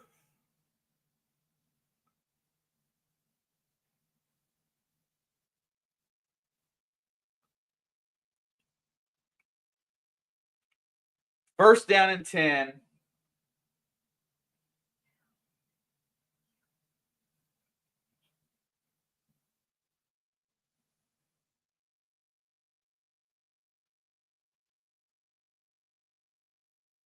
We do have an injury on the field right now.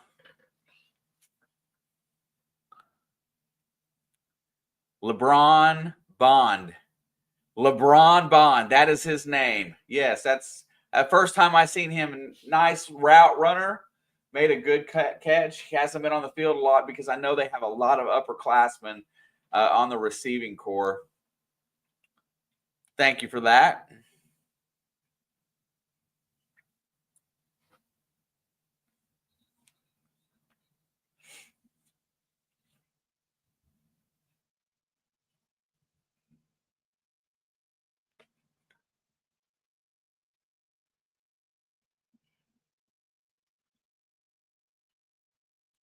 He walked off the field, Derby. That's the best part.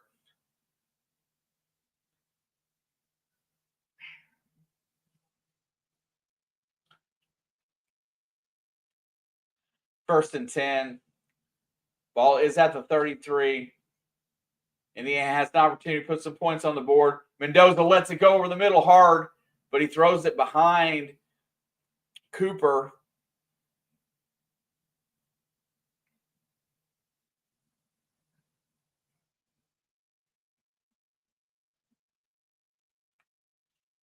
I see lots of room for improvement for Mendoza. He's got a long way to go.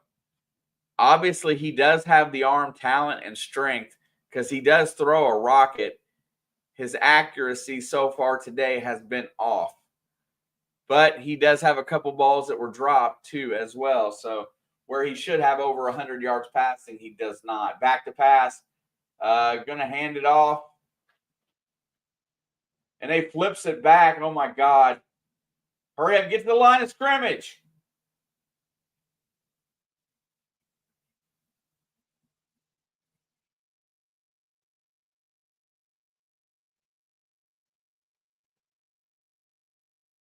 So they're going to try a field goal here to end the half. That was a crazy busted play that should have been shouldn't have happened. They shouldn't have run a draw play. With that kind of time left, why on earth would you do that? I'm telling you, Cignetti does not trust Mendoza that much right now. It's going to be a 52-yard attempt here at the end of the half. Kick is up. It looks good. Oh, and it's a doinker. It doinked off the front of the goalpost. And that's going to leave ODU 2 seconds on the clock.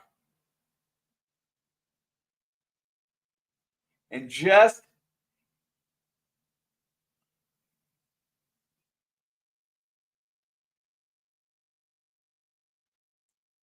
Oh,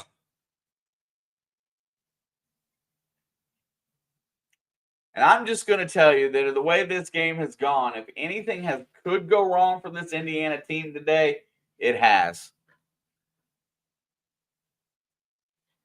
This ODU team does not really, other than a really headsy job by the quarterback in the first quarter, has not played very well. And yet they're allowed to hang around. Joseph's going to have one snap here. I assume that he's going to take a knee, but hey, I could be wrong. He's got 4 wideouts. Hands it off, and he's going to get stopped for about a 3-yard gain. And Indiana will receive the ball after the half. And until then, we shall gab it up. That half was increasingly long. We shall return here shortly. Give me a chance to take a quick little break. I will be right back.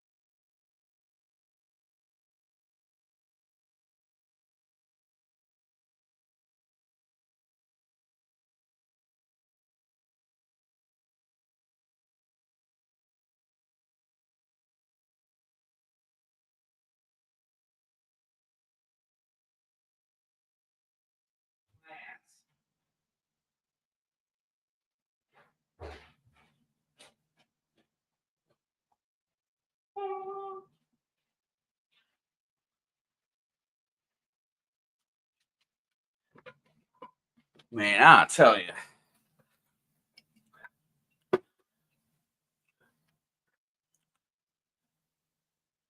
Fernando Valenzuela not looking good. Bro. Fernando Mendoza, that's the main reason I'm here today, Mr. Dick Trickle. Congratulations on a fantastic NASCAR career. Fernando Mendoza has not lived up to the billing that I thought he would. If this were a Big Ten game today, he would be in a lot of trouble. Not to mention, um, there's been a few drops and a few early season unfortunate things have happened for him this game. But all in all, his performance has not been great. But on the flip side of that, after one bad play on defense, the defense has looked the part. And the running game with the 1-2 punch of Hemby and Black has been really good. The third string running back did not do very well. Chris Wallace, what's up, dude? With the experience that they got at the wide receiver position, the drop touchdown pass by Cooper was a big boo-boo. I think it really feels like an early season game. But here's the thing. You're supposed to be ready to go game one. This is a game that you're supposed to win by 20 some odd points, and you're up 10. So, granted, you can still get to your 23.5 on the spread. Who cares about that? But you got to look better as a unit. And today, so far, Mendoza has not looked that part. Does that mean that he's bad? I don't think so. He's got some tremendous arm strength and talent. But he's going to have to improve rapidly in this Big Ten. But then again, look at preseason favorite for the Heisman, Arch Manning today did not look the part against Ohio State, against that NFL-ready secondary. And I say that again, NFL-ready secondary. They did a really good job, turned their offensive players into defensive players today, and really took the passing game away from Arch. Does that mean he's going to be bad this year? Absolutely not.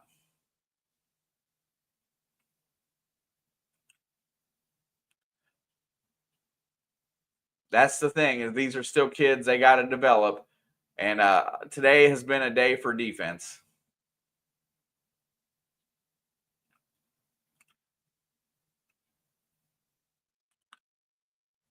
Skaters in the big house tonight for the Michigan game tonight.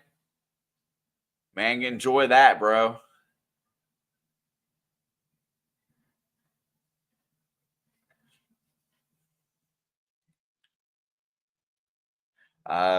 Yeah, I've enjoyed today.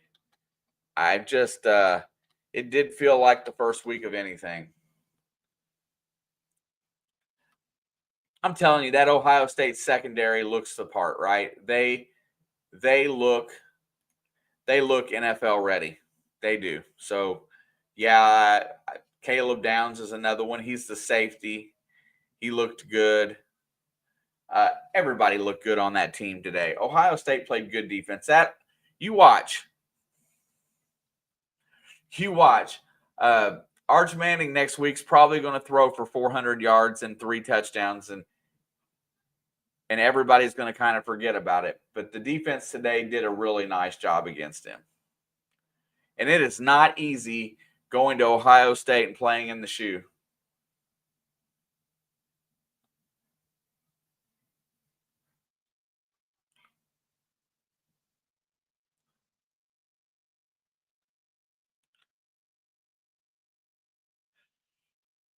Yeah, today's not the end of the world, but it's just one of those things that you gotta learn from your mistakes and get better. It's not about where you're at today. You just got to win today. It's about where you're at 12 or 13 weeks from now.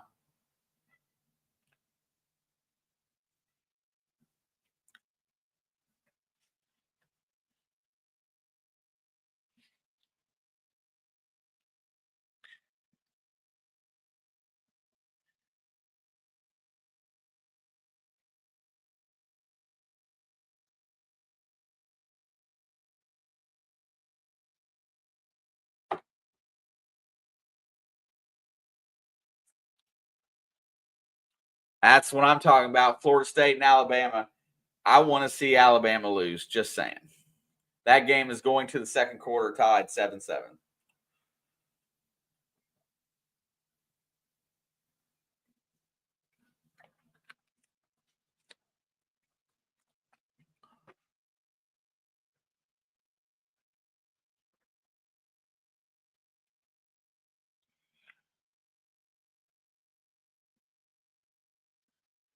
You're right, Dick.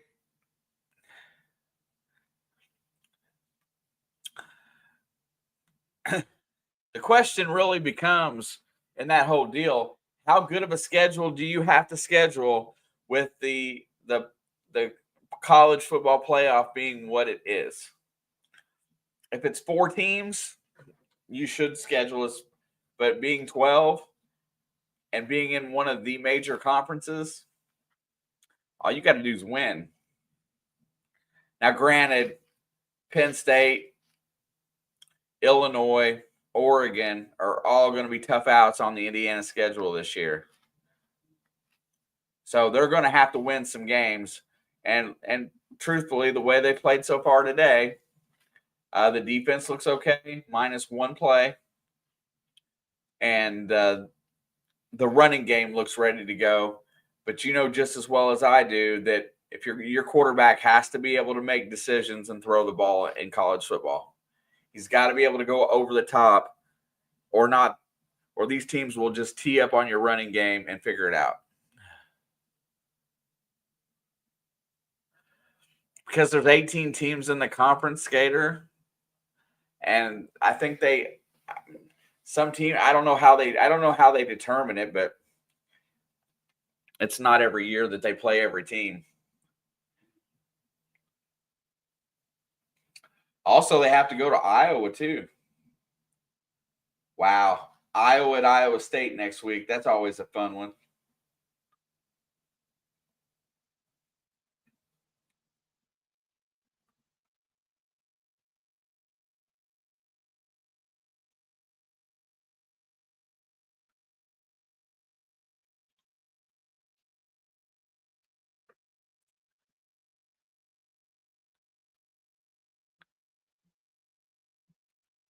Yeah, that's it.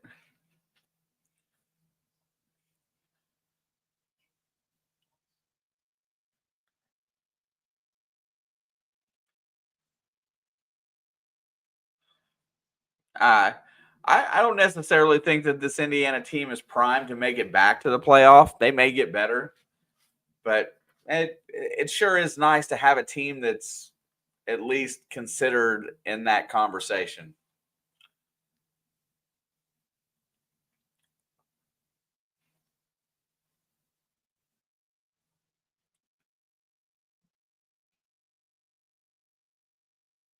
Michigan has 2 buys this year.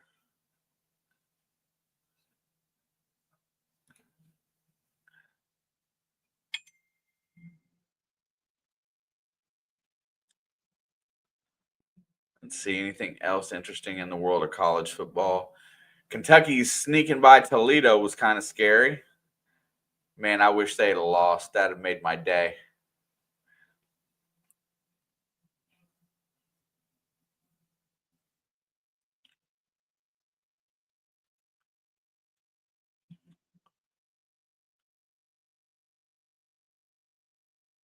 It's crazy that on the first week of the season, the number one team in the country is already going to be knocked down.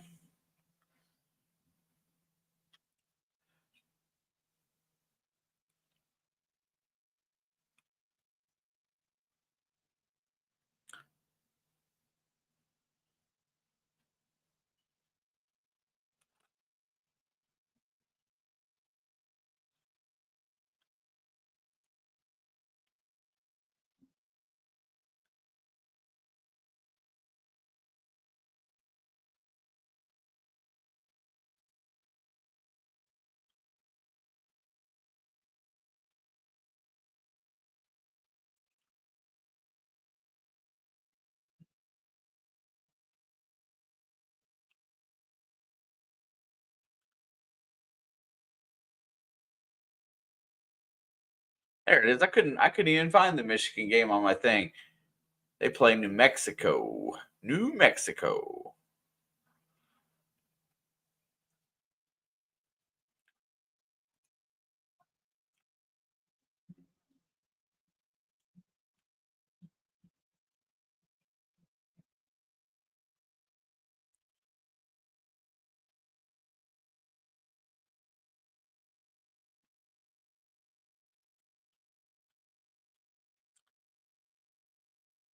Bama and Bam. Blah.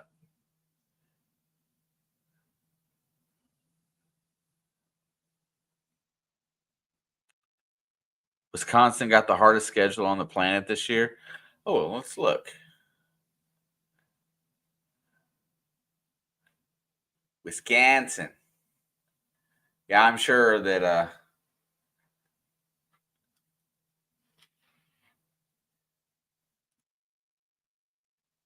Wisconsin badges. Let's see.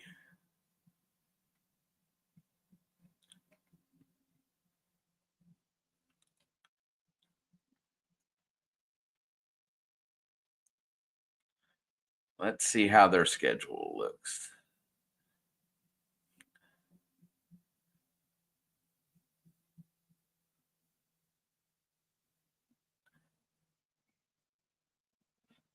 There they are. They beat Miami of Ohio 17-0. Is that Montana State?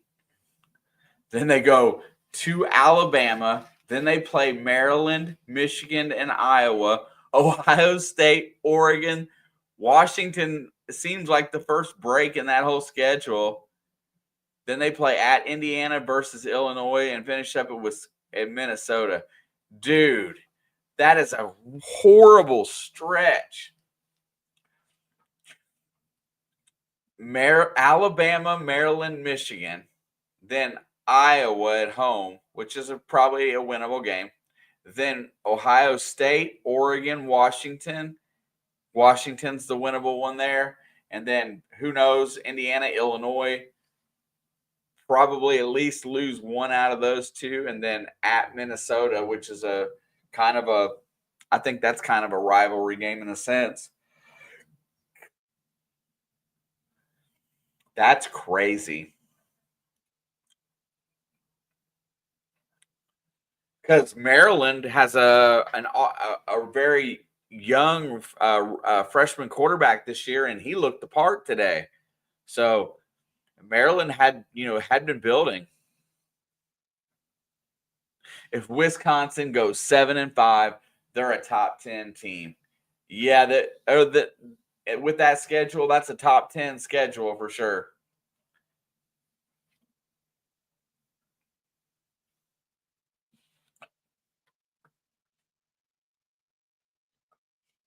The one thing about playing a schedule like that is that you know where you stand on how good you really are by the end of the year because you're definitely battle tested.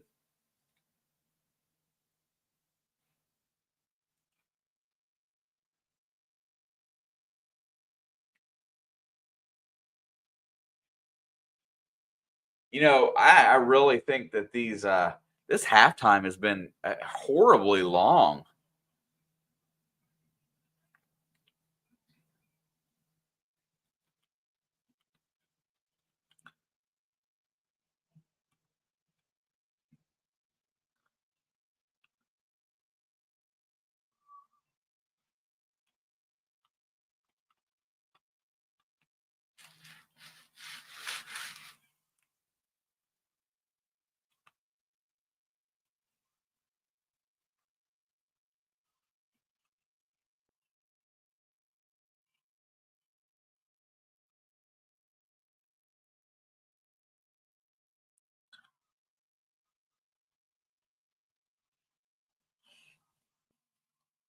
It was a shame that Jordan Travis, after that injury, had to end up retiring. Couldn't stay in the NFL. I really enjoyed him as a quarterback.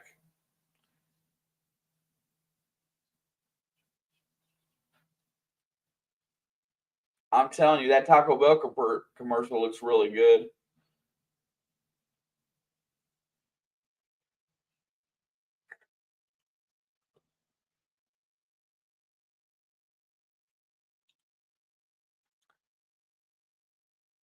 I'll keep my eye on Florida State because I always low-key root for them.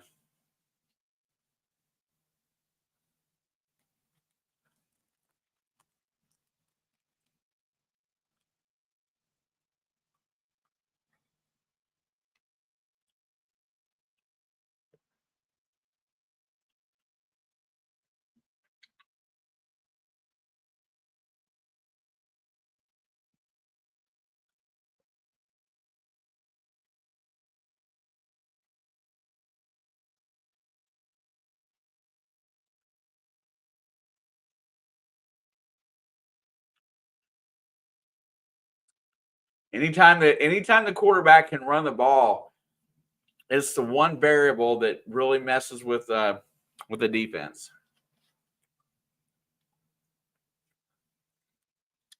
He can make decisions. He can have a good game.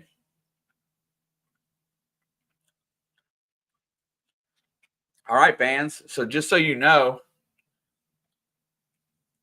that you can play a bad half of football in college, but you better seeing the adjustments that you make at halftime and then coming back into the second half of play and let's see what it looks like. That's going to tell me a little bit about how well your team is coached and prepared. They should be able to come back in here to the second half and play better football. If they don't, I'm going to be a little bit worried about this team. The defense played fine. The offense needs to step it up.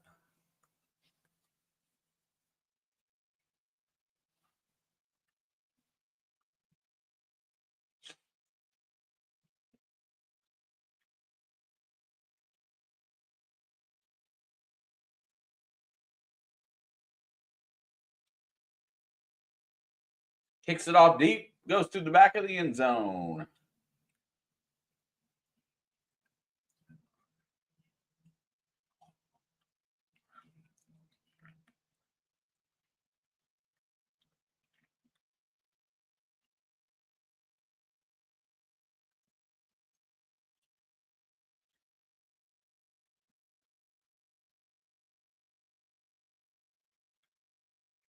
Definitely Mendoza needs to have a better half, but you need to control the ball,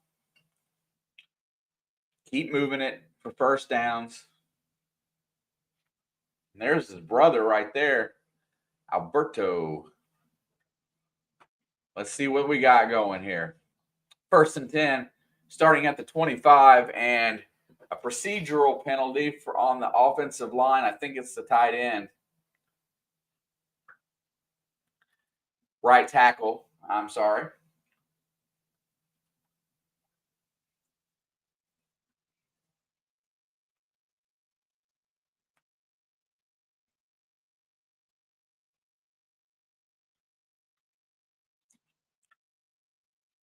Let's go, Florida State. Let's go, sports ball. Handoff. There goes Hemby up the middle, and he's going to be stuffed after a 1-yard gain.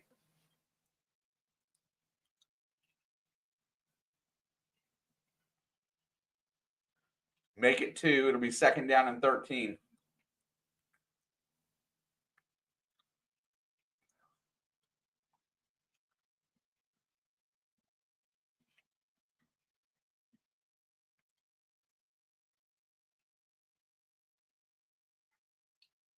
There's a snap, back to pass. Mendoza fires. He hits Surratt on the slant. He's going to get about 10 yards on the play. That was good timing. Looked like a good throw. Surratt was a big part of Indiana's offense last year. Nice in cut, nice grab, close to the first down. 3rd down and 2.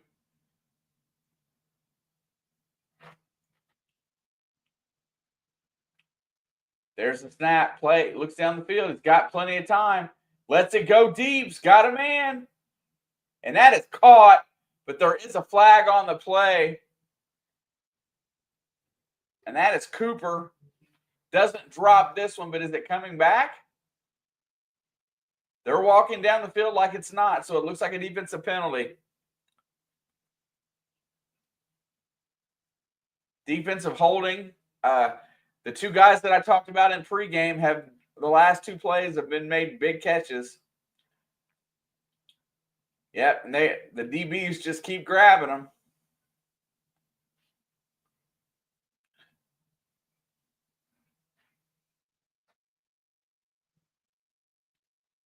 Nice concentration.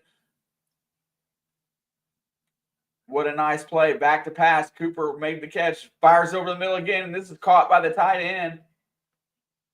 And he's going to get 6 yards on the play.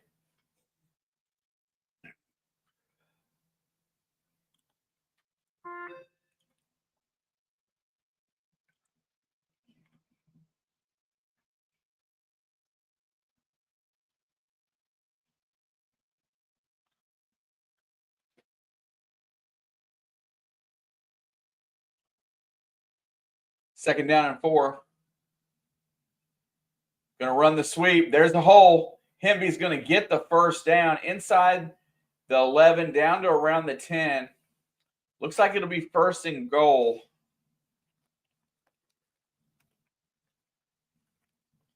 Alessandro makes the tackle.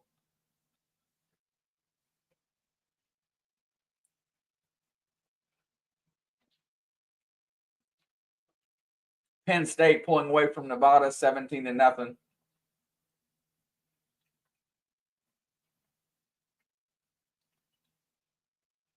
There goes Black up the middle, and he's going to get 5 yards on first down. Kalon Black, he was the other one that I talked about from last year.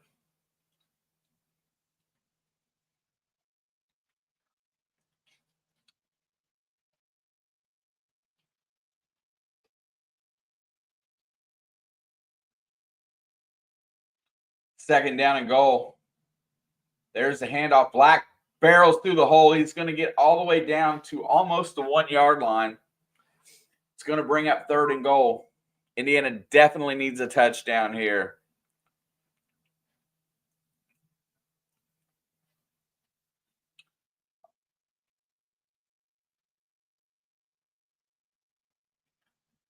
Team looks definitely different on offense to start the second half, which is a good thing. They couldn't look a lot worse than they did. Now you just got to show that you can finish. Third down and goal. They got it all packed in a tight formation. Oh, no, it's the same play. But Black skates his way around, finds his way into the end zone. Kalon Black scores his first touchdown of the season, and Indiana leads 23-7. Didn't like the play call. Got hit at the 3 yard line, but he did roll off of it and make it in.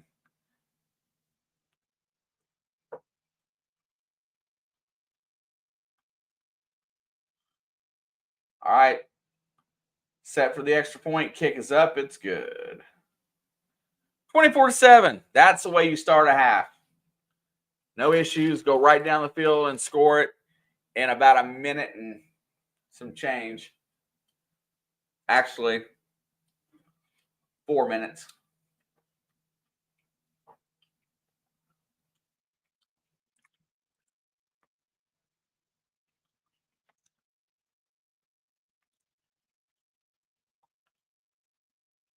If anybody's interested, we'll probably be playing Dead by Daylight again tonight. I think some of my buddies are going to play today, so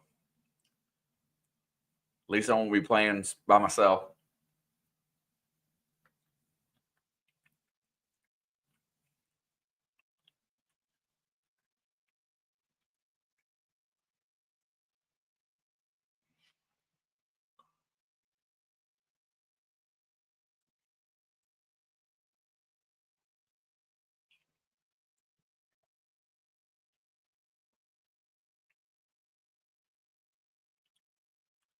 Florida State has the ball back, by the way.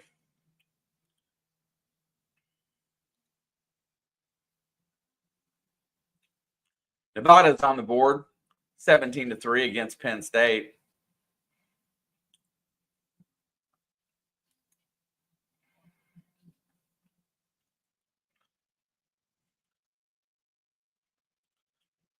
Looks like Florida State's going to take over on the 21 after a at least a 40 or 50-yard punt. Blake Dowd, 52-yard punt.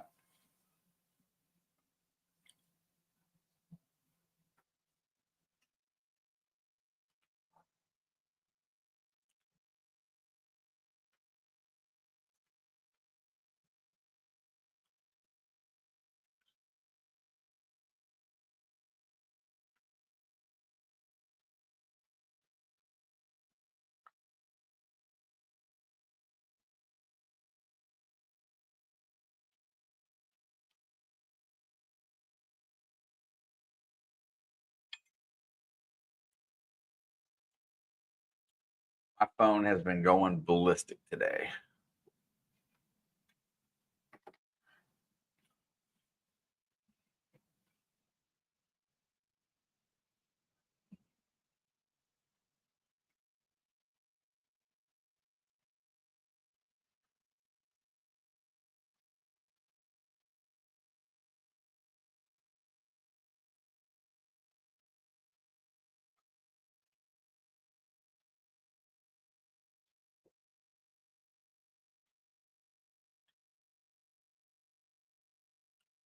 Kickoff is up and away. Let's see if the defense can match the intensity from the first half that they played with.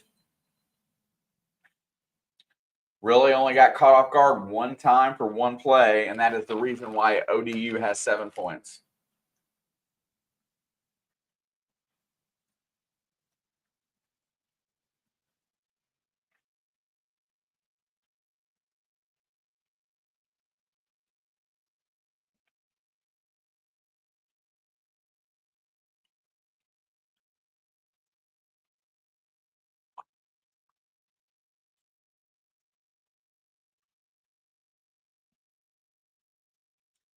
First and 10.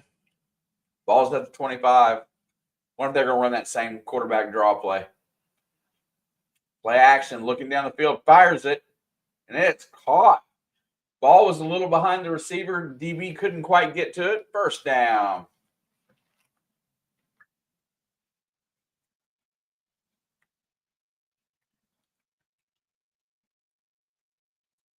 Back to pass.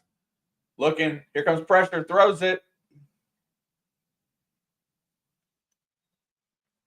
Flag on the play. Can't tell if it's offsides or what. Illegal formation.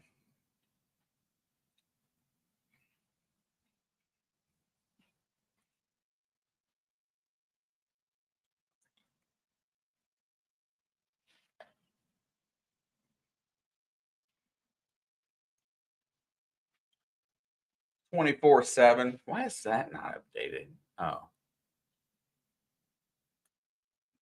Oh, hi, everybody. We do have a Wild Alex in the chat. A Wild Alex has entered the chat. It's first and 15. Back to pass. Throws it over the middle. It's tipped up in the air. Almost intercepted.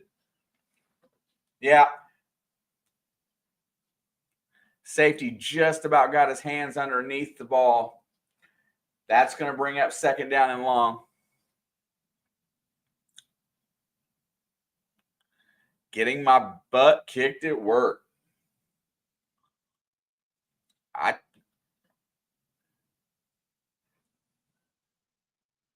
Second down, 15.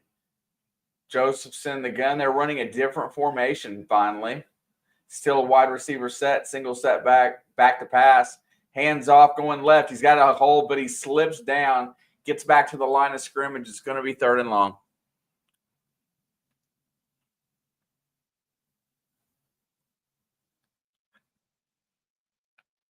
Not sportism. Alex, hello. Back to pass, looking down the field. Steps up in the pocket, rolls out. Here comes pressure. He's going to try to fight. Oh, he was past the line of scrimmage. That's a past the line of scrimmage.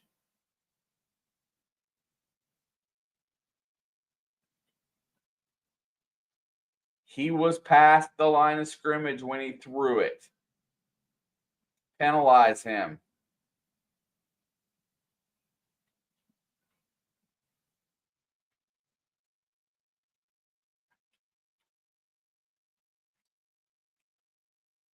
Fourth down and 14.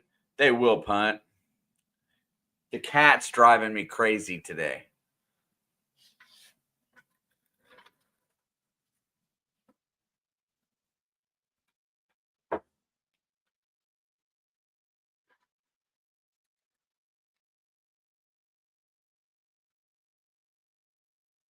Here comes Indiana on the return.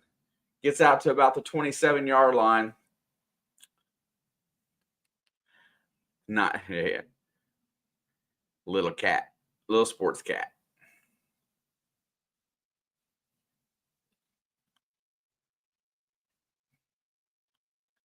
Ash has been on fire today, Alex. He has been fit to be tied all day.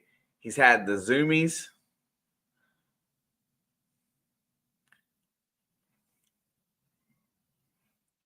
Yeah, David, it's a wild Alex, man. I'm telling you.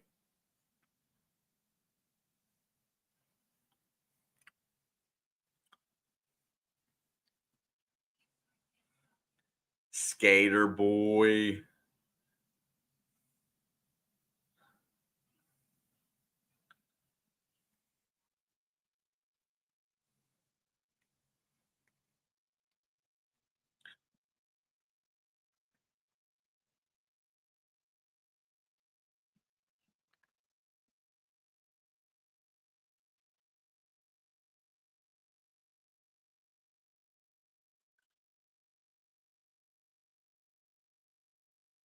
It's good to get a wild Alex in here every now and again.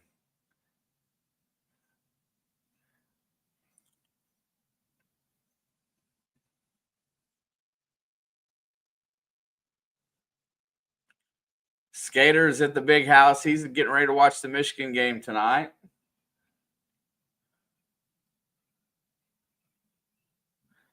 We had a wild puppet earlier. Everybody's kind of made an appearance today, so that's solid.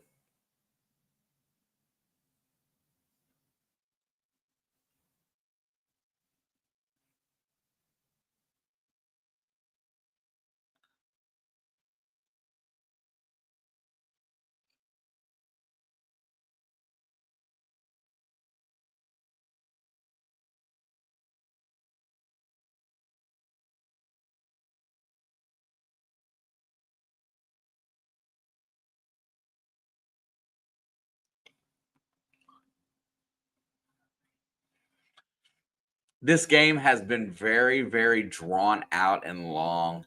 Commercials, it's just been long. It's gone very slow.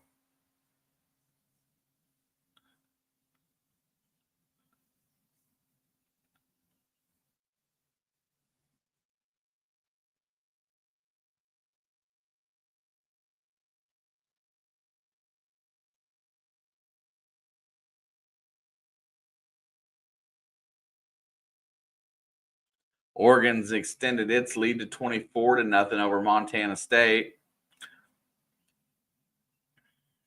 FSU's got 4th and 5 at the Alabama 27. Looks like they're set for a field goal attempt.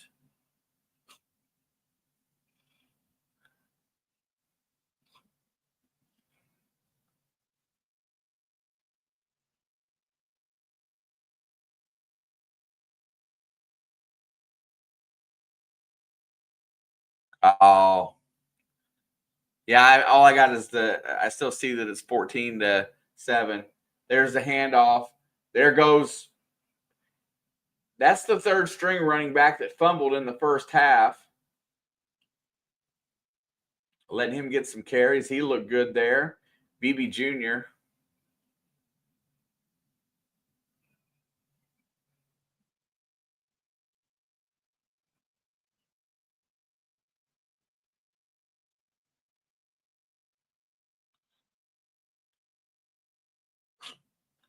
Indiana goes over 200 yards rushing in the game. There's the handoff. He runs through the hole again. It's another big gainer for BB up the middle. Another first down.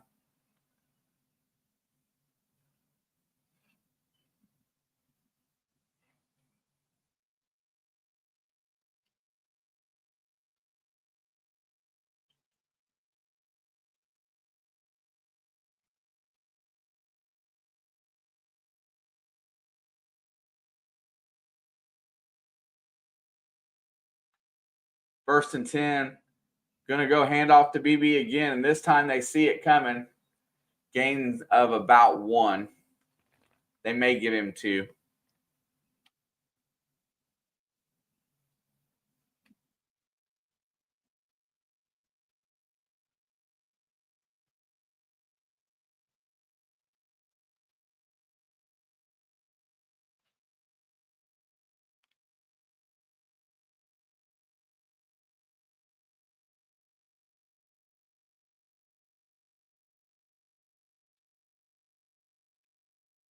Second down and 9. Looking pass. Fires it over the middle. Caught by Cooper.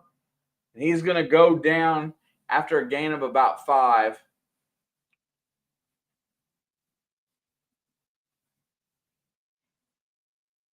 Makes it a third down and 3. Give him 6. Pittsburgh beat Duquesne today, 61-9. Purdue also got the dub today, 31-0 over Ball State.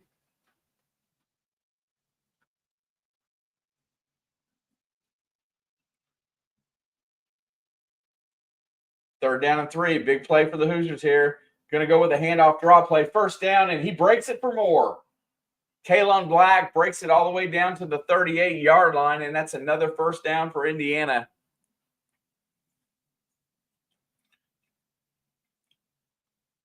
Really, it's been mainly a two-headed monster at running back today. With the addition of BB, makes 3 solid runners. We do have a fumble out of that group today, but they have done a tremendous job.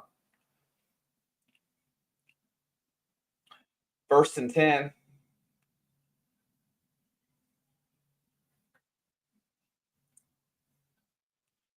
Handoff. Gets stopped at the line of scrimmage. No gain. Kalon Black gets the carry. Nowhere to go.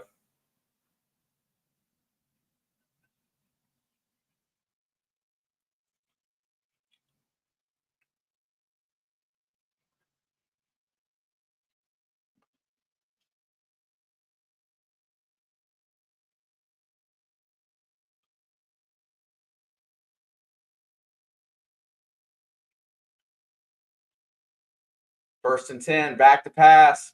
Looking down the field. Has time. Lets it go. Caught by the tight end, 37. He's going to break a tackle and get inside the 30, down to the 29-yard line, and that'll bring up third down in inches.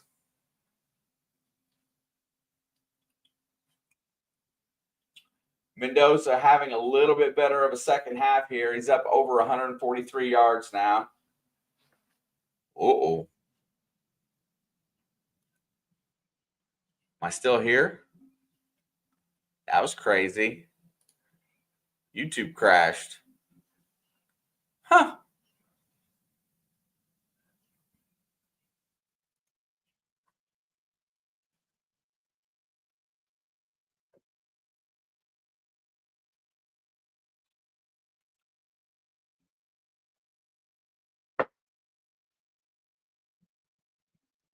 FL Thunder digging with Rob.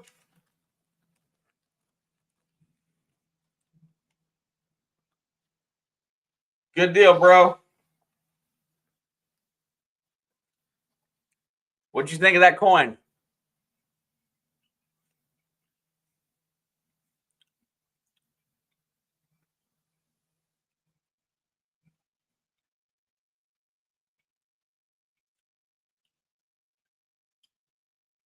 Third down and 1. They line up at the 29-yard line.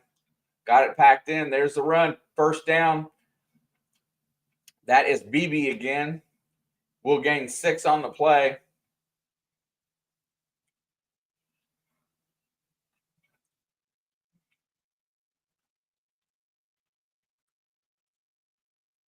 Got it. Appreciate that.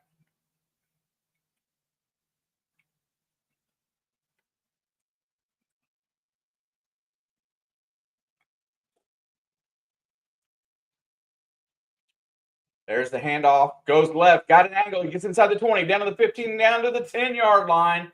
Beebe with a nice burst. Gets another first down. Clock continues to run. It is under 5 minutes to go here in the third quarter. One good block out front there, and Beebe was gone.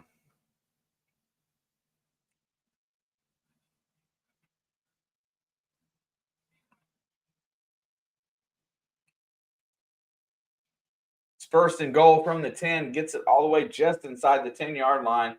Mendoza's under center. Backs it out to the gun. 8 on the play clock. There's the snap. Play action. Hands it off. And there goes Beebe again. He will get about 4 yards. Just inside the 6, almost to the 5. And Indiana will be second down and goal.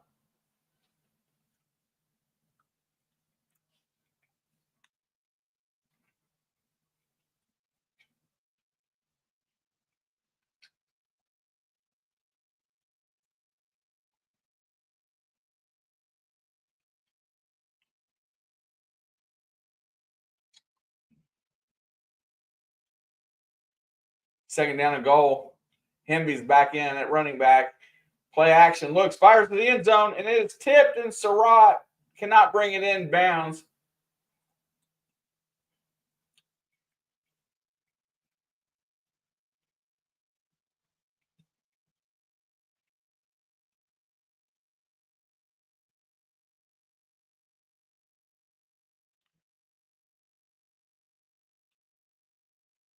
Good defensive play there. Alessandro for Old Dominion has been a very good defender today. I've seen his name called, and he's been in the middle of a lot of plays, and he's done a nice job on Surratt, who's a more than competent receiver. Here comes the blitz, and he hands it off to Hemby on third and goal.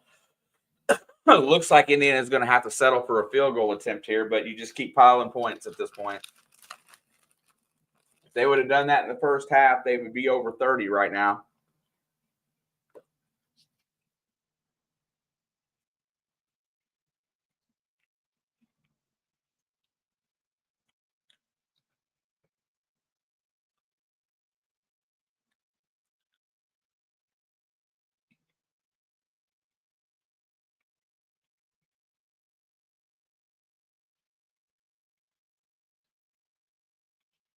Kick is up, and it is good.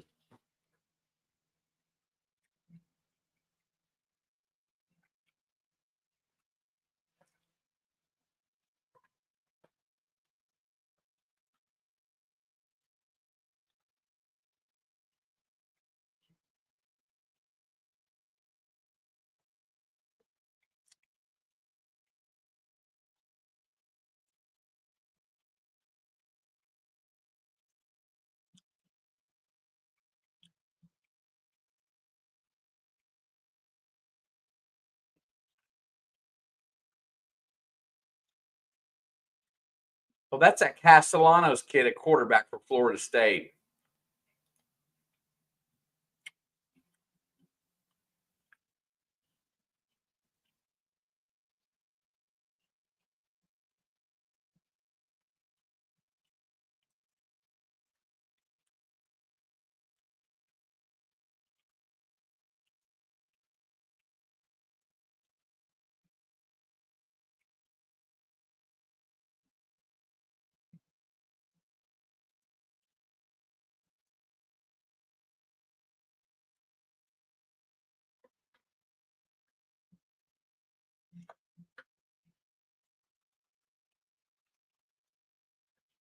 Yeah, I do know his name. I haven't got a chance to see much, but I'm going to go back and watch some of that probably for sure.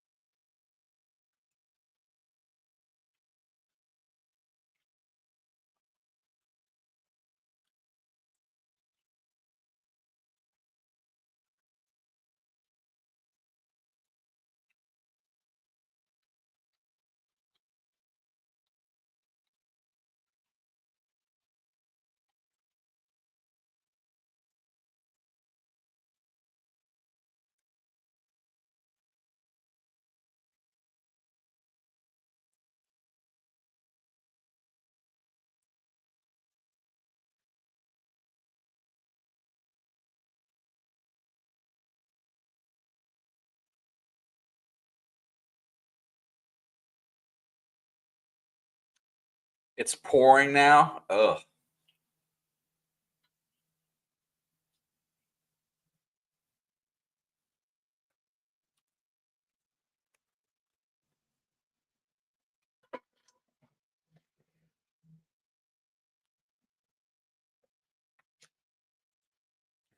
They got to be able to handle the rain.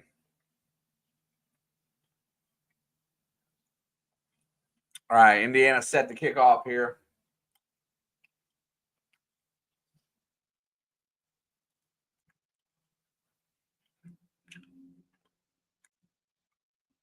(27-7), kicks it through the back of the end zone. 3 minutes, 2 seconds to go here in the third quarter. ODU has not scored since the very first play of the game, when their quarterback went on a 75-yard scamper on an option play where there was no weak side help.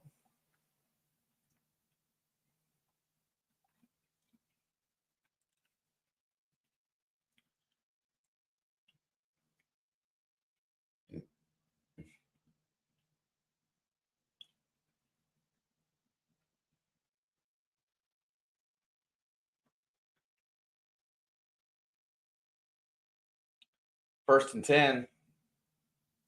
Joseph in the gun, going to hand it off. The quarterback keeps it and goes down after a 2-yard gain.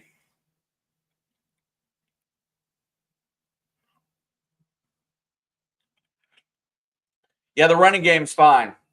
Mendoza's just going to have to get a little bit better at quarterback.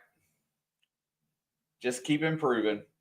Back to pass. Here comes pressure. Goes to let it go. He's going to be sacked.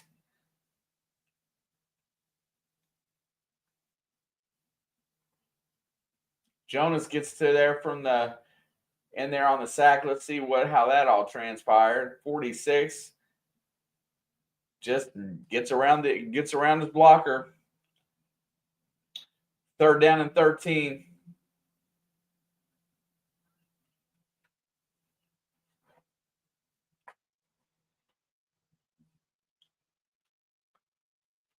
$14 left on the play clock. Man in motion. There's a snap. Back to pass. Looking down the field. Has time. Steps up. Shovel pass forward. And he's going to be stopped after about a 6-yard gain. It's going to bring up fourth down. And I think ODU has to punt here. They're too deep in their own territory to consider going.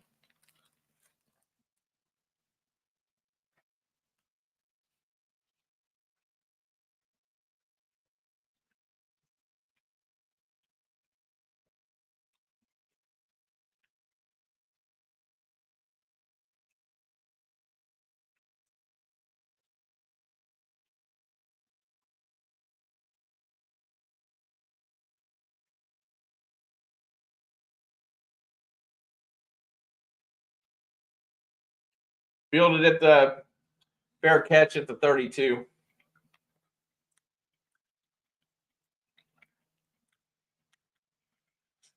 Well, it's not Mendoza's fault because Cooper dropped that 55-yarder that would have been a touchdown. I mean, it's not 100% his fault. They just didn't play very well today.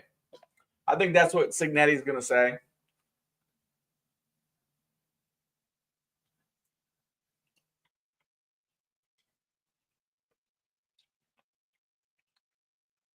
I think this is the last drive you'll see the starters, and you'll start seeing some of the backups in there playing because there's no sense in risking your starters.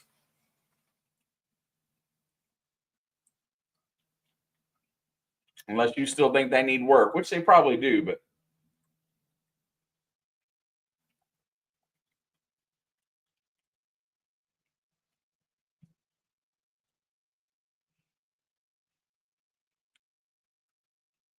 yeah, that's the story of the day, Derby. They're going to have 300 yards as a team rushing.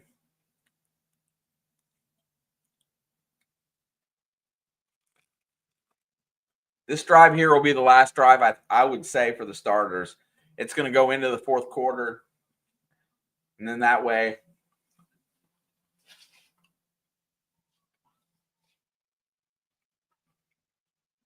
unless Cignetti's trying to go for style points.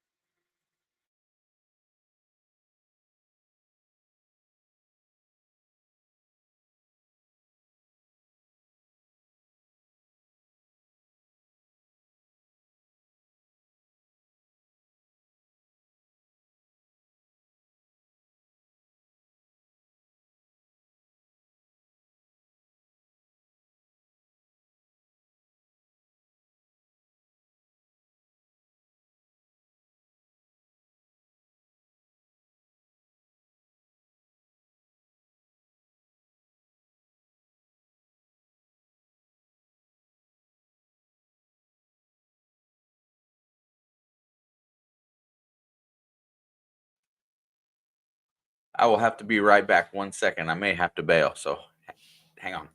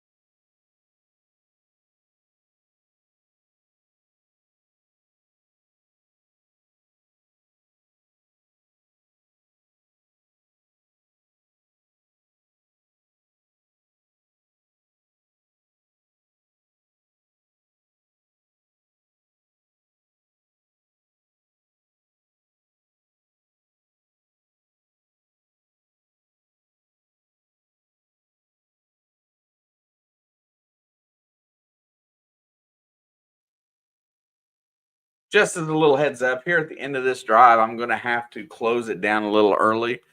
My father-in-law is stranded. I'm going to have to go give him a ride home, probably here at the end of the third quarter. So I do apologize for that, but takeaways from today's game. Mendoza, for his first start, needs to be better. He struggled a little bit. He did make some good throws. He does look like he has pretty solid command of the offense. The run game looks fantastic. They look like they have 3 good runners. Yeah, seeing Boise get beat made my day.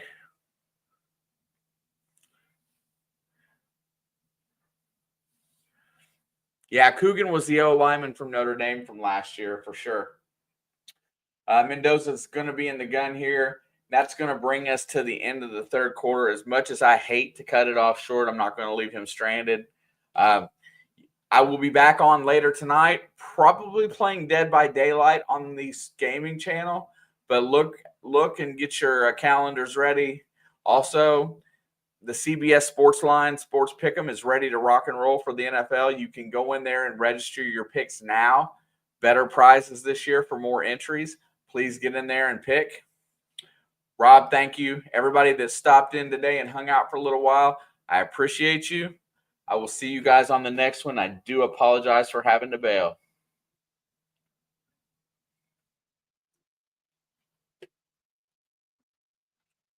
Peace out.